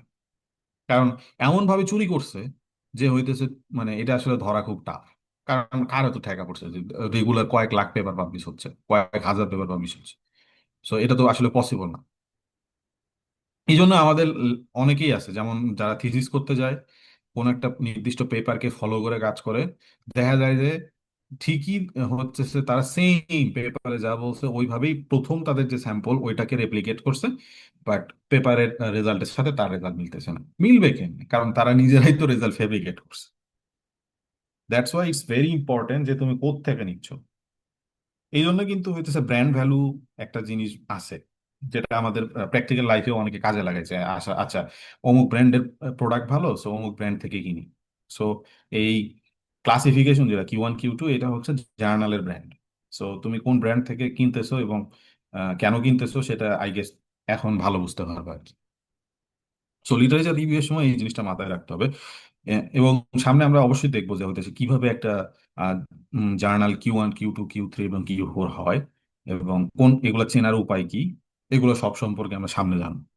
বাট এখন আমরা শুধু জেনে রাখি যে Q1 পেপারটা ভালো। সো আমাদের শুরুতে Q1 দিয়ে পড়া শুরু করা উচিত। দেন সেখান থেকে পড়তে পড়তে আমাদের যেটা করতে হবে যে রিসার্চ, প্রবলেম সিলেকশন এবং প্ল্যানিং ফর সলিউশন। মানে ওই যে আমাদের হইতেছে প্রবলেম স্টেটমেন্ট দাঁড় করানো, হাইপোথেসিস দাঁড় করানো, এই জিনিসটা আমাদেরকে করতে হবে। যেটাতে আমাদের হেল্প করবে কি, ওই যে আমরা প্রিভিয়াসলি পড়ছি আমাদের ডেটাবেজ আছে। সো এখানে আরেকটা জিনিস, সেটা হচ্ছে যে আমরা যে ডেটাগুলা স্টোর করলাম, এই ডেটাগুলা থেকে যে আমাদের যে অসংখ্য রেজাল্টের ক্ষেত্রে আমাদের কিছু নিউমেরিক ভ্যালু থাকবে, বা এই টাইপের যে জিনিসপাতিগুলো থাকে, যে নিউমেরিক ভ্যালু, এই নিউমেরিক ভ্যালুগুলোকে আমরা আবার হইতেছে একটা এক্সেলে সাজাই, যেটাকে আমরা বলি literature matrix. So literature matrix কিভাবে তৈরি করতে হয় ওইটারও আমাদের প্র্যাকটিক্যালি একটা হচ্ছে সেশন আছে। তো ওই সেশনে আমরা দেখবো যে লিটারেচার ম্যাট্রিক্সটা কিভাবে তৈরি করতে হয়, যেটা তোমার জীবনকে আরো সোজা করে দিবে। কারণ তুমি বিভিন্ন ধরনের রিসার্চ আছে যেগুলোতে নিউমেরিক ভ্যালু থাকে, বিশেষ করে ইঞ্জিনিয়ারিং এর অ্যাপ্লাইড রিসার্চ, এখানে প্রত্যেকটা জিনিসের নিউমেরিক ভ্যালু থাকে। হইতে পারে তুমি হইতেছে কোনো একটা কি বলে সেন্সর নিয়ে কাজ করতেছো, তো সেন্সরের হইতেছে আহ কত লোয়েস্ট লেভেলে গিয়ে সে সিলেক্ট করতে পারে, সো যেটাকে লিমিট অফ ডিটেকশন বলি আমরা, এলওডি। সো সে হয়তো পার্টস পার মিলিয়ন, পিপিএম, বা পার্টস পার বিলিয়ন লেভেলে গিয়ে সে হইতেছে ডিনোট মানে ডিটেক্ট করতে পারে একটা মেটেরিয়ালকে বা একটা সাবস্টেন্সকে। সো এই যে লিমিট, পার্টস পার বিলিয়ন হইতে পারে 2 ppm বা 2 ppb। সো এইটা কিন্তু একটা নিউমেরিক ভ্যালু। এইটা তুমি তোমার হইতেছে লিটারেচার ম্যাট্রিক্সে যদি দেখো, তুমি ওই রিলেভেন্ট যদি 50টা পেপার থাকে বা হচ্ছে 20টা পেপার থাকে বা 10টা পেপার থাকে, সেটার যদি তুমি একটা হইতেছে একটা এক্সেলে জিনিসটাকে সাজায় রাখো, দেখবা যে তোমার কাছে জিনিসটা কম্পারিজন করতে ইজি হচ্ছে। এবং ওখান থেকে তুমি সিলেক্ট করে পারো তাহলে আমি যে পার্টিকুলার সেন্সরটা বানাবো, সেই সেন্সরটার এলওডি যাতে 1 ppb হয়। কারণ তারা 2 পর্যন্ত করতে পারছে, তো আমার টার্গেট হচ্ছে 1-এ করা। সো 1 ppb তে আমি আমার সেন্সর করতে পারবো কিনা, তার জন্য আমার কি কি করা লাগবে, এইটা তোমার একটা রিসার্চ প্রবলেম হিসেবে, রিসার্চ স্টেটমেন্ট হিসেবেও কাজ করতে পারে। সো আমরা দেখতেছি যে লিটারেচার ম্যাট্রিক্সের নানাবিধ হইতেছে অ্যাপ্লিকেশন আছে এবং নানাবিধ উপকারিতাও আছে। আবার এই তুমি পুরো লিটারেচারের ম্যাট্রিক্সের যে জিনিসটা, এটাকে তুমি আবার তোমার পেপারের মধ্যে দিয়ে দিতে পারো, দিয়ে বলতে পারো যে প্রিভিয়াসলি কাজে তারা এই পর্যন্ত করছে, 2 পর্যন্ত আসতে পারছে মিনিমাম, আমার পেপারে দেখো আমি হইতেছে 1-এ আসছি। তাইলে দেখবা যে রিভিউয়ার আর কিছুই করবে না, খুশি হয়ে যাবে যে ওয়াও, সে তো তার অন্য কাজের সাথে তার কাজের কম্প্যারিজন দেখাইছে। এটা খুবই পজিটিভ জিনিস। সো এগুলোকে বিভিন্ন অ্যাঙ্গেল থেকে বিভিন্ন ভাবে হইতেছে মানে অ্যাপ্লিকেশন করানো যায়। বাট এই জিনিসগুলো কিভাবে করতে হয় এগুলো আমরা নেক্সটে দেখবো। বাট এটাও ইম্পর্টেন্ট যে আমরা লিটারেচার রিভিউয়ের সময় আমাদের ডেটাবেস থেকে আমরা আমাদের একটা লিটারেচার ম্যাট্রিক্স রেডি করতেছি। দেন সলভিং প্রবলেম, আমরা এক্সপেরিমেন্টেশন করব প্রবলেম সলভ করার জন্য, এভালুয়েশন করব, অ্যান্ড লাস্টলি আমরা হইতেছে রেজাল্টটাকে কোনো একটা পেপার বা প্রেজেন্টেশন, প্রেজেন্টেশন মানে কি, কনফারেন্সে প্রেজেন্টেশন হয় নর্মালি, আর জার্নালে পেপার হয়। সো আমরা পেপারটাকে পাবলিশ করে ফেলবো। এটাই হচ্ছে সে একটা work flow of research in structured way, যদি আমি দেখাই। That's it. একই ধরনের কথাই আমরা বারবার বলতেছি প্রত্যেকটা স্লাইডে, যাতে স্ট্রাকচারালি তোমার মাথার মধ্যে ঢুকে যায়। That's it. ওকে, এখন কিছু আরো কিছু জিনিস তোমাদের হইতেছে অভ্যাস তৈরি করা উচিত। যেমন অলরেডি আমি বলে ফেলছি যে ইউজেস অফ নোটবুক, যে কি পার্সোনাল ডায়েরি, অথবা তুমি চাইলে যদি ইলেকট্রনিক্যালি তোমার খুব ভালো অভ্যাস থাকে, তাহলে তুমি গুগল কিপ অথবা এই টাইপের জিনিসপাতি যেগুলো আছে, মানে অনলাইন টুলস যেগুলোতে রাখা যায়, এইখানে জিনিসগুলা রাখতে পারো। বাট আমি পার্সোনালি রেকমেন্ড করি হাতে লিখো। হাতে লিখলে জিনিসটা তোমার মাথার মধ্যে ভালো মতো ঢুকে যাবে, সেট হয়ে যাবে। সেট হয়ে গেলে তোমার জন্য জিনিসটা আসলে ভালো, চিন্তা করতে সুবিধা হয়। কারণ আমি যখন কপি পেস্ট করে আনি, তখন আমার ব্রেন কিন্তু কোনো কাজই করে না, মনে করে যে এটা কি, এটা একটা খেলা খেলা। তারপরে তুমি হচ্ছে কিছু রাইটিং সফটওয়্যার শিখে ফেলতে পারো, যেমন ল্যাটেক্স, মাইক্রোসফট ওয়ার্ডটা শিখে ফেলার কিছু নাই। কাজ করতে করতে মানুষ শেখে, কোনো একটা জায়গায় প্রয়োজন হবে তখন তুমি দেখবে যে ওই পার্টিকুলার জিনিসটা ইউটিউবে গিয়ে সার্চ করে এক 35 সেকেন্ড 1 মিনিটের ভিডিও আছে কেমনে কাজ করে ওই টুলটা, ওইটা শিখে ফেলতে পারো। সো আমি পার্সোনালি রেকমেন্ড করি এইভাবেই শিখতে, যে কোনো একটা প্রজেক্ট নিয়ে কাজ শুরু করছো, কাজ শুরু করার পরে যেই যেই জায়গায় প্রবলেমে আটকাইতেছো, ওই প্রবলেমটা শিখে ফেলো আস্তে আস্তে, দেখবা যে তাহলে তুমি একটা সময় ওই জিনিসটাতে এক্সপার্ট হয়ে গেছো। আদারওয়াইজ অনেকেই বলে যে ল্যাটেক্স শিখে ফেলো, মাইক্রোসফট ওয়ার্ড শিখে ফেলো। আর মাইক্রোসফট ওয়ার্ডের হইতেছে দুনিয়ার ফাংশন, হাজার হাজার ফাংশন, আমি কোনটা শিখবো, আমার তো সব কাজে লাগে না। দরকার আছে? কোনো দরকার নেই। সো আমার যতটুকু লাগে ততটুকু শিখে ফেলবো। আর এখন তো অনলাইন ইউটিউবের যুগ, এখন হইতেছে আমাদের কি ওগুলো কিছু শেখাও লাগে না। আমি কাজ করতেছি, কাজ করতে করতে হঠাৎ করে আমার মনে হলো আচ্ছা, আমি হইতেছে লাইন নাম্বার দিই, প্রত্যেকটা লাইনে নাম্বার দিব, যে এটা কত নাম্বার লাইন, কত নাম্বার লাইন, কিভাবে দিব। এবং এটা দিতে হয় জার্নাল আর্টিকেলের প্রত্যেকটা পেজে, লাইন নাম্বার দিতে হয়। সো কিভাবে দিব, তখন আমি কি করতে পারি, আমরা ধাপ করে ইউটিউবে চলে যাই, এই কিভাবে লাইন নাম্বার দেয়, বা আমরা চ্যাট জিপিটি জিজ্ঞেস করতে পারি, এই বল কিভাবে হইতেছে লাইন নাম্বার দেয়। ও তখন তোমাকে সুন্দরভাবে বুঝাই দিবে, তুমি জাস্ট ওইটা দেখে এসে ইমপ্লিমেন্ট করে ফেলবা। একবার যদি ইমপ্লিমেন্ট করো, তাহলে তো সারা জীবনে আর দেখা লাগবে না। ওই 1 মিনিট তোমাকে শিখে ফেলো। কিন্তু কথা হইতেছে যে তুমি এমন হইতো যে তুমি পুরা ওয়ার্ড শিখছো, শিখতেছো, এইদিকে শিখতেছো ওইদিকে ভুলতেছো, অথচ এই লাইন নাম্বার কেমনে দেয় এটাও জানো না, আবার আলটিমেটলি তোমাকে ইউটিউবে 1 মিনিটে শিখে আসতে হলো, তাহলে তো লাভ হইলো না। এই জন্য আমি বলি তুমি ইদার লেটেক্স শেখো, ওয়ার্ড শেখো, এগুলার শেখার বিষয় হইতেছে ফার্স্টে তুমি কিভাবে জিনিসটাতে জয়েন করবা, বা ইন্টারফেসটার সাথে হালকা করে পরিচিত হয়ে নেওয়া ভালো। যে যে আমি মাইক্রোসফট ওয়ার্ড চালু করলাম, চালু করে কিছু কিছু বেসিক জিনিস আছে, সেভ করতে হয় কেমনে, লিখতে হয় কেমনে, ফন্ট চেঞ্জ করতে হয় কেমনে, এই জিনিসগুলো তো ইনিশিয়ালি তোমাকে শিখতে হবে। তো এগুলো শিখতে সর্বোচ্চ হলে 5, 10, 15 মিনিটের মধ্যে সব শিখে ফেলা সম্ভব, বা কোনো একটা ফ্রেন্ডের থেকে দেখে নিলে মোর দেন। Even I know you are all are capable of using Microsoft Word, but আমি এমনিই বলতেছি আর কি। এটা সব সব সব ধরনের স্কিল শেখার ক্ষেত্রে, বিশেষ করে এই টাইপের সফটওয়্যার স্কিল শেখার ক্ষেত্রে, মানে জেনেরিক কথা বলতেছি আর কি। সো ওইভাবে শিখে ফেলতে পারো তুমি ম্যাট ল্যাবে। সেম, ম্যাট ল্যাব হচ্ছে কি প্রোগ্রামিং টুলস, বা ডেটা অ্যানালিসিসের জন্য একটা খুব ভালো জায়গা। সো তুমি যদি জানো যে হইতেছে তোমার মানে পার্টিকুলার প্রবলেমটা কিভাবে সলভ করতে হয়, তাহলে তোমাকে ম্যাট ল্যাবে কোড লিখতে হবে না। তুমি জাস্ট খালি কমান্ড করবা চ্যাট জিপিটিকে, যে হইতেছে আমি এটার পরে এটা করতে চাই, এটার পরে এটা করতে চাই, এইভাবে এইভাবে করতে চাই। সে তোমাকে কোড লিখে দিবে, তুমি জাস্ট খালি কোডটা কপি করবা, পেস্ট পেস্ট করবা, রান করবা, দেখবা এবং ভ্যালিডেট করবা যে আসলেই তোমার আজ যেরকম রেজাল্ট পাওয়ার কথা ওরকম রেজাল্ট পাচ্ছ কিনা। সো ম্যাটল্যাব বা প্রোগ্রামিং টুলস এখন আর শেখার কিছু নাই।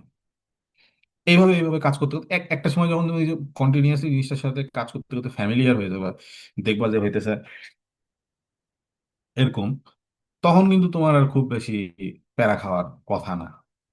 ওকে। তাছাড়া আরো তুমি স্ট্যাটিস্টিক্যাল টুলস হিসেবে অরিজিন শিখতে পারো, অরিজিনটা অনেক ভালো, এই জিনিসটা খুবই কাজে দেয়। এছাড়া তুমি এক্সেল তো আছেই সবার জন্য, বাট এক্সেলের ইন্টারফেসটা আমার পছন্দ হয় না। আমি অরিজিন ইউজ করি, অরিজিনের ইন্টারফেসটা খুবই ইউজার ফ্রেন্ডলি, আর হইতেছে অনেক ইজি। এবং ও ও অরিজিনের গ্রাফগুলো যেগুলো জেনারেট হয় এগুলো খুবই প্রিটি স্ট্যান্ডার্ড। এক্সেলের গ্রাফগুলো খুব বেশি স্ট্যান্ডার্ড হয় না। ওকে। অবশ্য ম্যাটল্যাবেও প্লট করা যায়, ম্যাটল্যাবের প্লটগুলো অনেক বেশি স্ট্যান্ডার্ড হয়, ওটাও শিখে ফেলা যেতে পারে, ওটা শিখে ফেলা উচিত অ্যাটলিস্ট। দেন এছাড়া আরো অসংখ্য টুল আছে। তুমি যদি মানে টুলস বলতে তুমি যদি হইতেছে থিওরিটিক্যাল মানে সিমুলেশন টাইপের রিসার্চ করতে চাও, তাহলে তোমার জন্য আরো অনেক বেশি টুলস আছে। তো এই সমস্ত টুলস গুলা তোমার শেখা উচিত। এবং ওয়ার্ল্ড এখন ওই দিকেই যাচ্ছে যে মানুষ এখন আর কি করে তোমার হইতেছে, সবাই এক্সপেক্ট করে, ইভেন বাইরে আমাদের এখানে ধরো যে হইতেছে যে সমস্ত প্রফেসর আছে তারা এক্সপেক্ট করে যে অ্যাটলিস্ট তুমি কোনো না দুই তিনটা সিমুলেশন টুলে অ্যাটলিস্ট ক্যাপাবল। যাতে তোমার কি হয় যে তোমাকে যদি যখন একটা প্রবলেম দেওয়া হয়, তুমি যদি জিনিসটাকে হইতেছে থিওরিটিক্যালি ডেভেলপ করে সিমুলেশন করে যদি একটা রেজাল্ট বের করতে পারো, তাহলে তোমার ল্যাবে যদি ওটা প্র্যাকটিক্যালি কাজ করতে যাও, তাহলে তোমার টাইম কম লাগবে। এবং কি হবে, একটা স্ট্রাকচার্ড ওয়েতে তুমি আগাইলে অনেক বেশি রিসোর্সেস, কারণ আমরা কি ল্যাবে যদি ধরো যে 100টা স্যাম্পল বানায় দেন রেজাল্ট আসে, তো 100টা স্যাম্পল বানানোর জন্য আমাদের টাইম দরকার, আমাদের এনার্জি দরকার, আমাদের হইতেছে রিসোর্সেস দরকার, অনেক ক্ষতি। কারণ 99টা জিনিসই ওয়েস্ট, একটা জিনিস তুমি শুধুমাত্র হইতেছে নিচ্ছ ওখান থেকে। তো 99টা জিনিসের পিছনে যে পরিমাণ সময়, শ্রম, পয়সা খরচ হয়েছে, এগুলো তো পুরোটা ওয়েস্ট হয়ে গেল। That's why simulation is a very good solution for that. তুমি যদি একটা প্রেডিকশন দাঁড় করাইতে পারো সিমুলেট করে, দেন দেখবা যে তুমি হইতেছে ফর এক্সাম্পল এক এক থেকে 100টা স্যাম্পলের মধ্যে 65 নম্বর স্যাম্পলটা কাজ করে, তো তোমার প্রেডিকশন মডেলও দেখবা যে ঠিক মতো কাজ করাইলে এইটা ওরকমই বলবো যে ইদার 65 বা 66 এখানে কাজ করে। তো তুমি তখন ওইখান থেকে কি করলা, 61 থেকে 70 পর্যন্ত স্যাম্পল বানাই, মাত্র 10টা স্যাম্পল। বা আরো যদি তুমি কম বানাইতে চাও, চাই বানাইলো, বানানোর পরে দেখলা যে 65 কাজ করে গেছে। তো তখন তোমার কি হইলো, এই যে 90টা স্যাম্পল ওয়েস্ট হওয়ার ব্যাপার ছিল, তারপরে টাইম ওয়েস্ট হওয়ার ব্যাপার ছিল, এই সমস্ত ব্যাপারগুলো আর হলো না। So that's why it's very important যে তুমি হইতেছে কোনো না কোনো সিমুলেশন টুল শিখতেছো অ্যাকর্ডিং টু ইয়োর ডিসিপ্লিন। অসংখ্য আছে, গুগলে সার্চ দিলে পাওয়া যায়। ইভেন তুমি যদি হইতেছে পার্সোনালি হেল্প নিতে চাও, আমাদের সাথেও কন্ট্যাক্ট করতে পারো। That's why, that's it. এরপরে হইতেছে ডেটা অ্যানালিসিস এন্ড স্ট্যাটিস্টিক্স এর জন্য হইতেছে তো বললামই, অরিজিন, এক্সেল, এগুলা আছে। দেন লিটারেচার সার্চ। ও আচ্ছা, হ্যাঁ, লিটারেচার সার্চ করার ক্ষেত্রে আমরা কি ইউজ করি নর্মালি, আমরা এখানে যারা আছি মোস্ট অফ দেম আমরা জানি যে হইতেছে রিসার্চ পেপার কই পাওয়া যায়, রাইট? মেইনলি সব থেকে বড় ডেটাবেস হইতেছে গুগল স্কলার। এরা হচ্ছে জায়ান্ট। এর এতে প্রচুর পেপার আছে। সো রিসার্চ করার জন্য এই একটা স্কলারি মানে স্কলার ইউজ করাই অনেক অনেক বড় ব্যাপার। সো আমরা হইতেছে ফর এক্সাম্পল যদি আমরা ওই গুগল স্কলারের কথাই বলি, তাইলে হইতেছে ওইখানে আমরা জিনিসটা হইতেছে ইউজ করতে পারি। সো এইখানে কিছু টেকনিক আছে, যে টেকনিকগুলো আমরা ইউজ করলে অনেক বেশি স্ট্রাকচার্ড ওয়েতে পেপার খুঁজে নিয়ে আসতে পারবো অসংখ্য পেপারের মধ্যে থেকে। যেমন হইতেছে এই যে কিছু কমান্ড আছে, যেমন হচ্ছে আমরা যদি অ্যান্ড ইউজ করি, এইটা অ্যান্ড এইটা, তো ওই দুইটা জিনিস যে সমস্ত পেপারের মধ্যে আছে, ওই সমস্ত পেপারগুলো আমাদের সামনে শো করবে। তারপরে অর যদি ইউজ করি, এইটা অর এটা, এগুলো এগুলো হচ্ছে বুলিয়ান কমা, এইটা অর এইটা। সো শুধুমাত্র ওইটা যে কয়টা পেপারের মধ্যে আছে ওগুলো আমাদের সামনে শো করবে। এই পার্টিকুলার জিনিসটা যেখানে আছে সে সেই পেপারগুলো আমাদের সামনে শুধু সে নিয়ে আসবে। তারপরে দেখা যাচ্ছে যে uses of in double inverted inverted comma, যেটা এটা যদি আমরা ইউজ করি, তাহলে দেখবো যে আমরা শুধুমাত্র ওই টার্মিনোলজি যে সমস্ত পেপারগুলোর মধ্যে আছে, ওই সমস্ত পেপার আমরা দেখতে পাবো। আমরা যদি একটু প্র্যাকটিক্যালি জিনিসটা দেখানোর চেষ্টা করি, তাহলে মনে হয় আরো ভালো হবে। So Google scholar, here it is. আচ্ছা, এটা হচ্ছে আমাদের Google scholar, scholar.google.com। I hope অনেকেই এটার সাথে ফ্যামিলিয়ার। সো এইখানে আসার পরে আমাদের কাজ হচ্ছে যে আমরা হইতেছে টাইটেনিয়া, TiO2 ন্যানো পার্টিকেলস চলে আসছে অলরেডি। ভাই গুগল স্কলারে ভাই আর কি স্ক্রিন এটা দেখা মনে হয় যাচ্ছে দেখা না। যাচ্ছে না। ভাই ও আপনার একটা নির্দিষ্ট শিট, স্ক্রিন শেয়ার করা আছে এর জন্য। Shit, yeah yeah, I forgot. Thank you, thank you.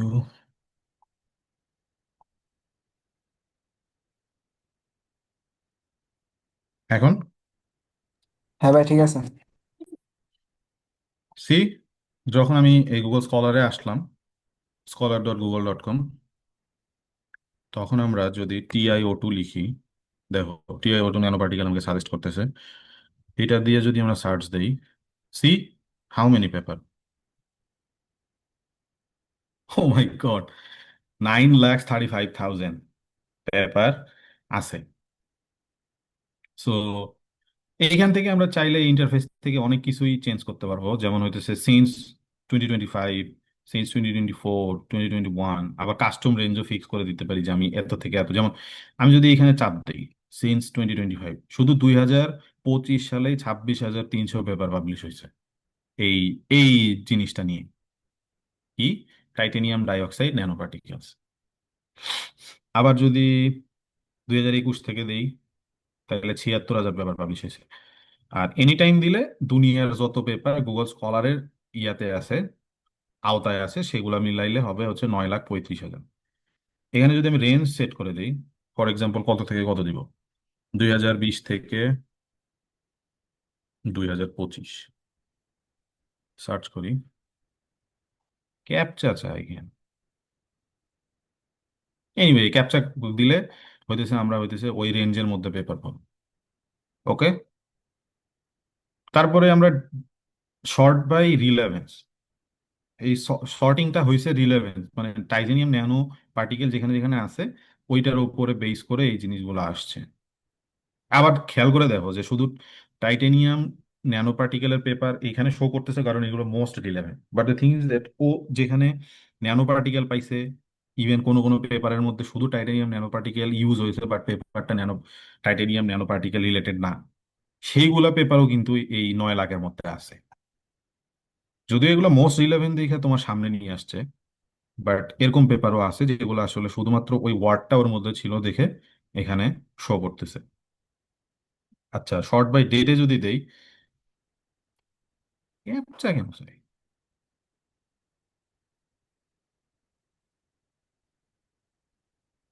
Traffic light,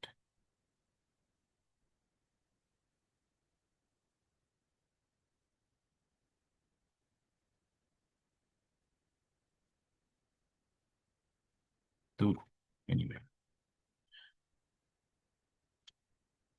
so এটা কিন্তু করা যায়। তারপরে কোন টাইপের তুমি পেপার চাচ্ছ, এনি টাইপ, মানে এখানে রিসার্চ পেপার রিভিউ পেপার দুইটাই ইনক্লুডেড। তুমি যদি শুধুমাত্র রিভিউ আর্টিকেল দাও তাহলে এখানে শুধুমাত্র রিভিউ আর্টিকেল শো করবে। ক্লিয়ার?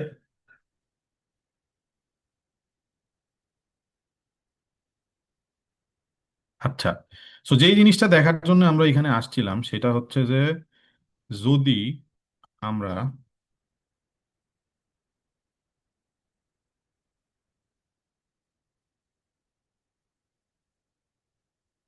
সি টাইটেনিয়াম এবং ন্যানো পার্টিকেল নিয়ে যদি আমরা সার্চ করি, তাইলে হইতেছে রেজাল্ট আসতেছে 17,500। যে সমস্ত পেপারের মধ্যে টাইটেনিয়াম এবং ন্যানো পার্টিকেল এই দুইটা কিওয়ার্ডই আছে, সেই সমস্ত পেপারের সংখ্যা কত, মাত্র 17,500। অথচ আমরা দেখলাম যে টাইটেনিয়াম ন্যানো পার্টিকেল লিখলে পেপারটার সংখ্যা কত দাঁড়াচ্ছিল তখন, something like 9 lakhs, right? Anyone response, শোনা যাচ্ছে কিনা আমাকে? হ্যাঁ ভাই। That's it. আবার যদি তাইলেও আবার আমাদের হচ্ছে জিনিসটা হইতেছে অনেক বেশি, সি অনলি 20,600। আবার যদি আমরা ডাবল ইনভার্টেড কমা দিই,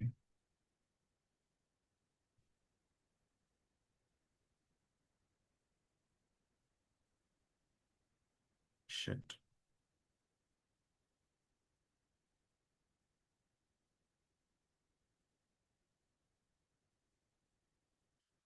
না, এটা আমার কাজ করতেছে না, এটা আসলে কি হয়েছে বুঝতেছি না। ট্রাফিক লাইট,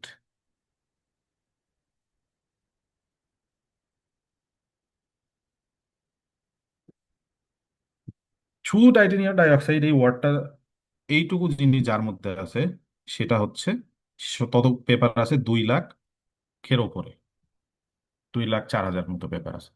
সো আমরা যদি এই কিওয়ার্ড গুলো নিয়ে অনেক বেশি এরকম ইয়া করি, আরো অনেক ধরনের সুন্দর সুন্দর শর্টকাট টেকনিক্স আছে যেগুলো তোমরা চাইলে ইউটিউব বা গুগল করে দেখতে পারো, তাইলে আমরা আমাদের রিলেভেন্ট যে আর্টিকেল গুলো আছে এই আর্টিকেল গুলো ইজিলি খুঁজে বের করতে পারবো। ক্লিয়ার? কারণ রিলেভেন্ট পেপার খুঁজে পাওয়া খুবই ইম্পর্টেন্ট, কারণ রিলেভেন্ট পেপার খুঁজে পেলেই তুমি ভালো রিসার্চ করতে পারবে। That's it. এরপরে ইয়া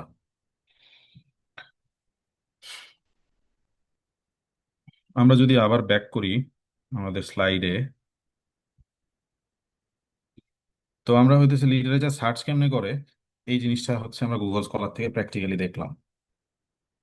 তো নেক্সট দিনে এরপরে অবশ্য আমরা দেখবো যে হচ্ছে পেপারটা রিলেভেন্ট কিনা বা কিভাবে ডাউনলোড করে হাবিজাবি এই টাইপের জিনিসপাতি, ওগুলা সম্পর্কে আমাদের বিস্তারিত সামনে আলোচনা আছে। বাট যেহেতু লিটারেচার সার্চিং এর অপশনটা এখানেই চলে আসছিল, দ্যাটস ওয়াই আমি জিনিসটা প্র্যাকটিক্যালি করে দেখালাম।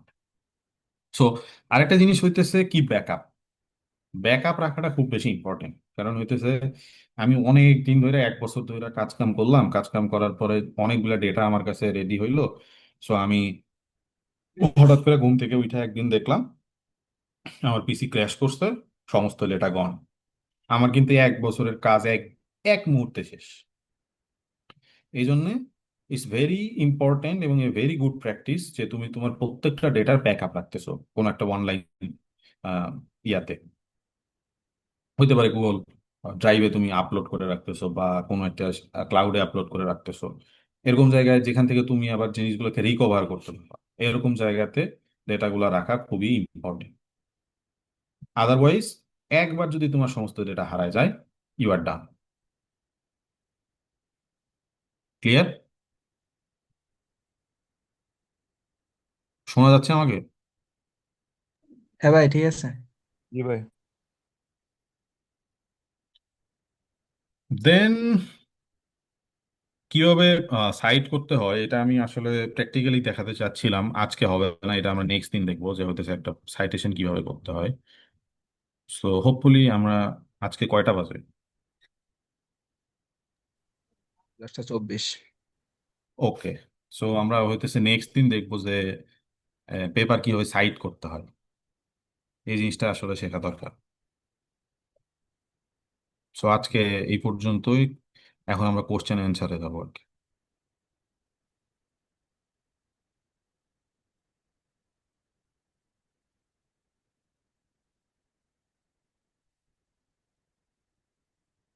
কারো যদি কোনো কোশ্চেন থাকে সে চাইলে হইতেছে কি করতে পারে, চ্যাটে লিখতে পারে, অথবা চাইলে হয়তো আনমিউট করে জিজ্ঞেস করতে পারে।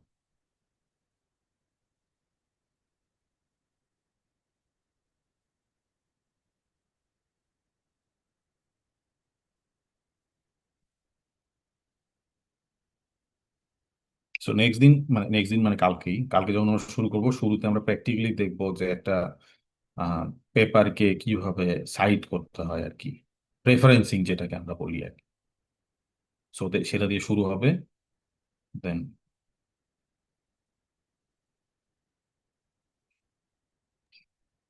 তো ভাই, একটা প্রশ্ন আসছে যে হুম, হাইপোথিসিসের কনসেপ্টটা বুঝাইলে ভালো হতো। আচ্ছা, হাইপোথিসিসের কনসেপ্টটা কি? হাইপোথিসিসের কনসেপ্ট হইলো যে তুমি যখন লিটারেচার রিভিউ করলা, করার পরে তুমি একটা পার্টিকুলার কোনো একটা টপিকে রিসার্চ করতে চাচ্ছ, তখন তোমার একটা রিসার্চ কোশ্চেন লাগবে, রাইট?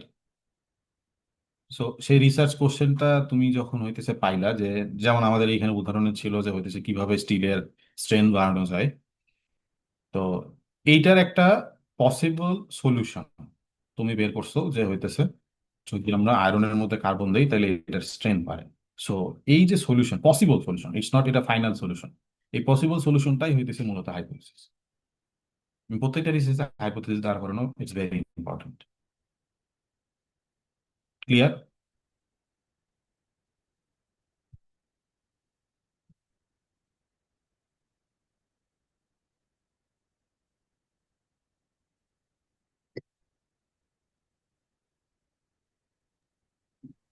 তোমরা একটু তাড়াতাড়ি রেসপন্স করো।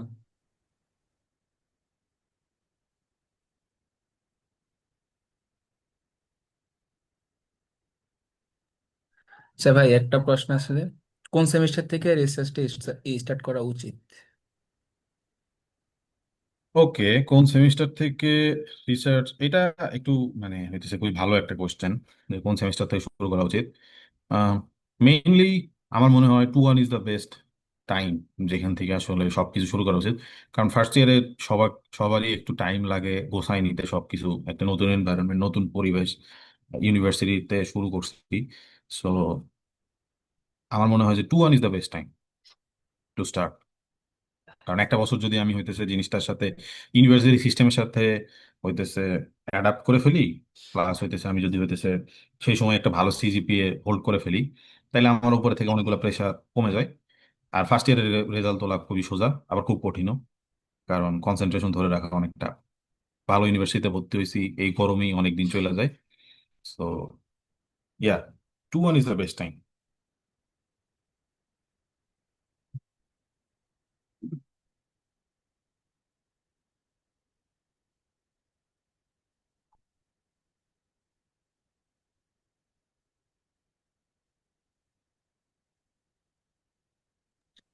আচ্ছা ভাই, নেক্সট কোশ্চেন হচ্ছে মেথোডোলজি, ডিসকাশন সেকশন এবং অনেক সময় কিছু আননোন টার্ম আসে। এই কনসেপ্ট আছে যেগুলো হচ্ছে বুঝতে গেলে অনেক সময় লাগে, তো সেগুলোর জন্য কি করবে? আমি ধরে নিচ্ছি যে এই কোশ্চেন করছে সে হয়তো কিছু পড়াশোনা করছে, তা না হলে সে ডিসকাশন বা মেথোডোলজি এই সমস্ত টার্মিনোলজি সম্পর্কে অনেক বেশি মানে জানতো না এবং ভিতরে যেত না। But the thing is that say structured ওয়েতে রিসার্চ শুরু করেন, দ্যাটস ওয়াই তার কাছে এই জিনিসগুলো এত কঠিন মনে হচ্ছে।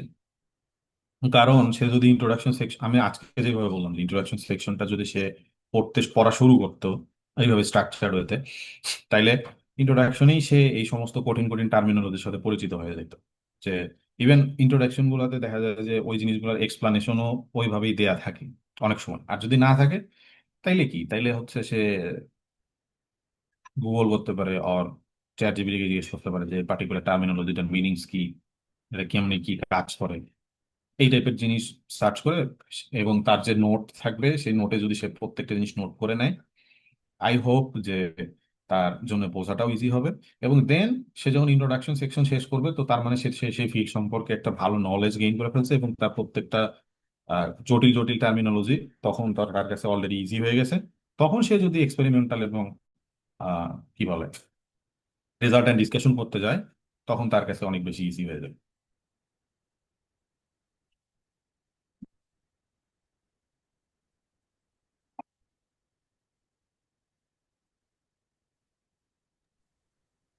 ভাই নেক্সট কোশ্চেন হচ্ছে, এমএসসি তে স্পেসিফিক কোন ফিল্ডের কাজগুলো ভালো জার্নাল পর্যন্ত যায় আপনার এক্সপিরিয়েন্স অনুযায়ী? সব field। এটা ডিপেন্ড করবে তুমি তোমার কাজ কিরকম করে করতেছো, তোমার কাজ কতটা ইম্প্যাক্টফুল, কতটা নোবেল, সেটার উপরে ডিপেন্ড করবে যে হইতেছে তোমার কাজ কত ভালো জানাতে যাবে। এটা তুমি যেই ফিল্ডেই থাকো এখন ইমেসি, এটা এমন না যে হইতেছে তুমি হইতেছে কোয়ান্টাম কম্পিউটিং নিয়ে কাজ করতেছো দেখেই তোমার পেপার হইতেছে অনেক ভালো জায়গায় যাবে। আর তুমি ধরো যে আহ, কোনো একটা ছোটখাটো মেটেরিয়াল, মানে ফর এক্সাম্পল এখন মেটালার্জি তো অনেক বেশি স্যাচুরেট, তো মেটালার্জি নিয়ে কাজ করতেছো দেখে এটা অনেক ভালো জায়গায় যাবে না, এটা ভুল কথা। এটা ডিপেন্ড করে তোমার কাজ কত ভালো হয়েছে, তুমি কত সুন্দরভাবে একটা নোবেল আইডিয়া বের করতে পারছো এবং সেটার সলিউশন করছো, এবং তুমি তোমার রেজাল্ট কিভাবে কত সুন্দরভাবে রিপ্রেজেন্ট করছো, এটার উপরে ডিপেন্ড করবে। অনেক সময় অনেক ভালো কাজও ভালো জায়গায় পাবলিশ হয় না, কারণ দেখা যায় যে সে ওই যে যে কটা স্টেপ আমি দেখাইছি, ওর কোনো একটা স্টেপে সে ভায়োলেশন করছে অথবা পাত্তা দেয় নাই, তার কারণে দেখা যায় যে ভালো জায়গায় পাবলিশ হয় না। সো ভালো একটা জার্নালে যদি তুমি তোমার আর্টিকেল পাবলিশ করতে চাও, ওই প্রত্যেকটা স্টেপ ফলো করতে হবে, এবং ওই অনুযায়ী তোমার কাজ করলে তখন যে সেই জিনিসটা ভালো জায়গায় পাবলিশ করা সম্ভব, otherwise it is impossible. That's it. আচ্ছা, নেক্সট কোশ্চেন হচ্ছে, ভাই পেপার পাবলিশের ক্ষেত্রে ওপেন অ্যাক্সেস এন্ড প্রাইভেটের ডিফারেন্সটা কি? আর paid open access to all time possible না ফাইন্যান্সিয়াল ইস্যুতে? এইটার সলিউশন আসলে নাই। ওপেন অ্যাক্সেস মানে তোমাকে টাকা দিতেই হবে। কিছু কিছু জার্নাল আছে যারা হইতেছে কিছু স্কিমের আন্ডারে পড়ে, যেমন জিওগ্রাফিক্যাল স্কিম, বা হইতেছে জিওগ্রাফিক্যাল স্কিমের মধ্যে বাংলাদেশকে এখন 20% এপিসি দিতে হয়, মানে 80% ওয়েভার, 20% দিতে হয়। তো সেই ক্ষেত্রে দেখা যায় যে তাও সেই 20% অনেক বেশি আসে। ফর এক্সাম্পল, যদি মোস্ট অফ দ্য জার্নালের হইতেছে এপিসি থাকে 1600, 2000, 3000, $3500, $4000, তো তার 20% তো কম আসে না, যেটা আসলে বাংলাদেশ থেকে বেয়ার করা ইম্পসিবল, যদি না তোমার কোনো ফান্ডিং থাকে বা ইউনিভার্সিটি তোমাকে বেয়ার করে। বাট রুয়েট বেয়ার করে কিনা আমি জানি না অ্যাটলিস্ট, বা করার মতো ওদের ইচ্ছাও নাই আর কি। তো সেই ক্ষেত্রে তোমাকে নিজের টাকা দিতে হবে ওপেন অ্যাক্সেসে। আর কিছু কিছু জার্নাল আছে যারা রিসার্চ ফর লাইফ নামে একটা স্কিম আছে, ওইটা ফলো করে। ওই ক্ষেত্রে আবার বাংলাদেশ দেখা যায় যে জিরো জিরো এপিসি তে পেপার পাবলিশ করতে পারে, মানে $1 লাগে না, বাট ওপেন অ্যাক্সেস, এবং যেটা পাবলিশ হওয়ার সাথে সাথে সবার কাছে ভিজিবল হয়। আবার উইলি সব জার্নাল গুলাতে যদি বাংলাদেশ থেকে কোনো করেসপন্ডিং অথার হয়, তাহলে উইলি সবগুলা জার্নালে ওপেন অ্যাক্সেস ফ্রি। সো এরকম খুঁজে বের করে দেখতে হবে যে কোথায় ওপেন অ্যাক্সেস ফ্রি আছে, যদি সে ওপেন অ্যাক্সেসে পাবলিশ করতে চায়। আর সাবস্ক্রিপশন মডেলে পাবলিশ করলে তো সবগুলাই ফ্রি, বাট জিনিসগুলা হইতেছে, সমস্যা হইতেছে সাবস্ক্রিপশন মডেলের পেপারগুলা 24 মাস পর্যন্ত ওদের কাছে থাকে, তারপরে ভিজিবল। ওরা শুধুমাত্র সাবস্ক্রাইবারদের কাছে দেয়, এই তো, তাছাড়া আর কোনো উপায় নেই।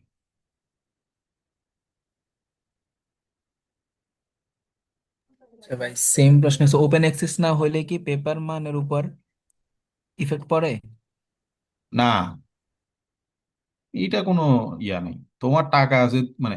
ওপেন অ্যাক্সেসে পাবলিশ করার পিছনে কারণ হইতেছে যে তোমার সাইটেশন পাওয়ার চান্সেস বেড়ে যাচ্ছে, কারণ এটা ওপেন এবং সবার কাছে জিনিসটা, সবাই ইজিলি অ্যাক্সেস করতে পারবে। দেন তোমার পেপার থেকে হইতেছে ইনফরমেশন নিয়ে সে তার পেপারে ইউজ করে দেন তোমাকে সাইট করতে পারবে। এই জন্য তোমার সাইটেশন পাওয়ার প্রবাবিলিটি বাড়ে। তো তোমার যত ভিজিবিলিটি বাড়ে তোমার তত লাভ। এই, এছাড়া খুব বেশি লাভ হয় না। আর 24 মাস পর তো সব পেপারই অটোমেটিক্যালি ছেড়ে দেয় ওরা। তবে আজকে লাস্ট কোশ্চেন, সেটা হচ্ছে 3-1 কি বেশি লেট রিসার্চ স্টার্ট করার জন্য? কোনো লেট নাই, মানুষ হইতেছে গ্রাজুয়েশনের পরে শুরু করে, সেখানে 3-1 তো অনেক আগে।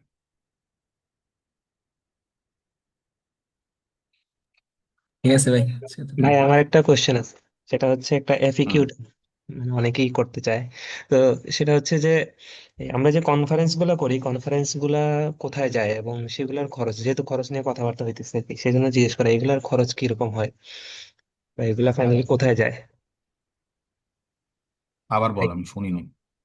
ভাই, প্রশ্নটা হচ্ছে যে আমরা যে কনফারেন্স গুলা করি, কনফারেন্সের পেপার গুলো হুম। কোথায় যায়, বা এগুলার খরচ গুলা, এগুলা যদি পাবলিকেশনে যায় সেগুলোর খরচ গুলা মানে কেমন হয়, যেহেতু খরচ নিয়ে কনভারসেশন চলতেছে।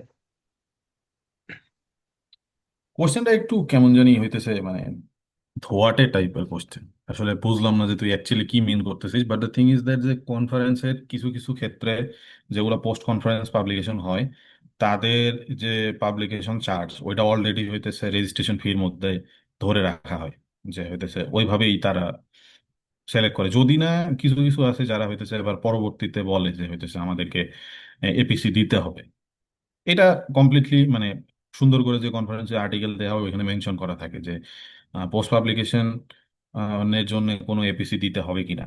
যদি দিতে হয় সেটা মেনশন করা থাকে যে এত টাকা দিতে হবে যদি অ্যাকসেপ্টেড হয় পাবলিকেশনের জন্য। আর 2 নম্বর হইতেছে যদি না থাকে তাহলে ওইটা যখন রেজিস্ট্রেশন করা হয় ওর মধ্যে ইনক্লুডেড থাকে। এটাই তো কোশ্চেন ছিল নাকি?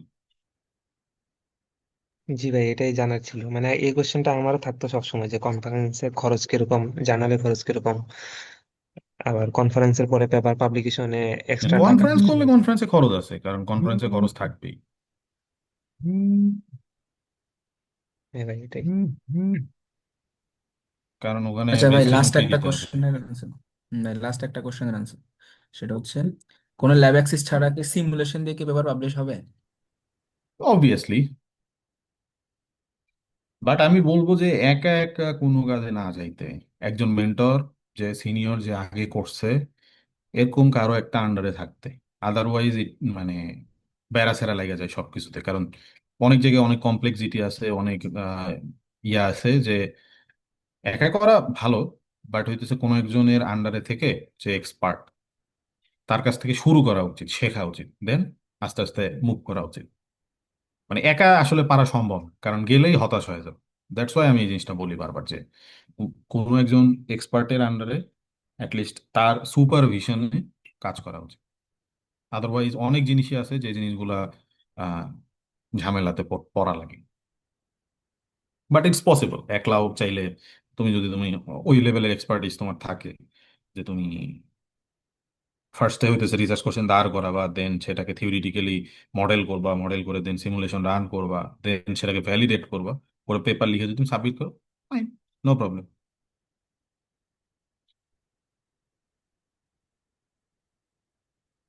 কেউ তোমাকে কিচ্ছু বলবে না। বাট প্রত্যেকটা স্টেপে যে তুমি আসলে আটকায় যাবা, তখন আসলে একজন এক্সপার্টের ওপিনিয়ন দরকার হয়।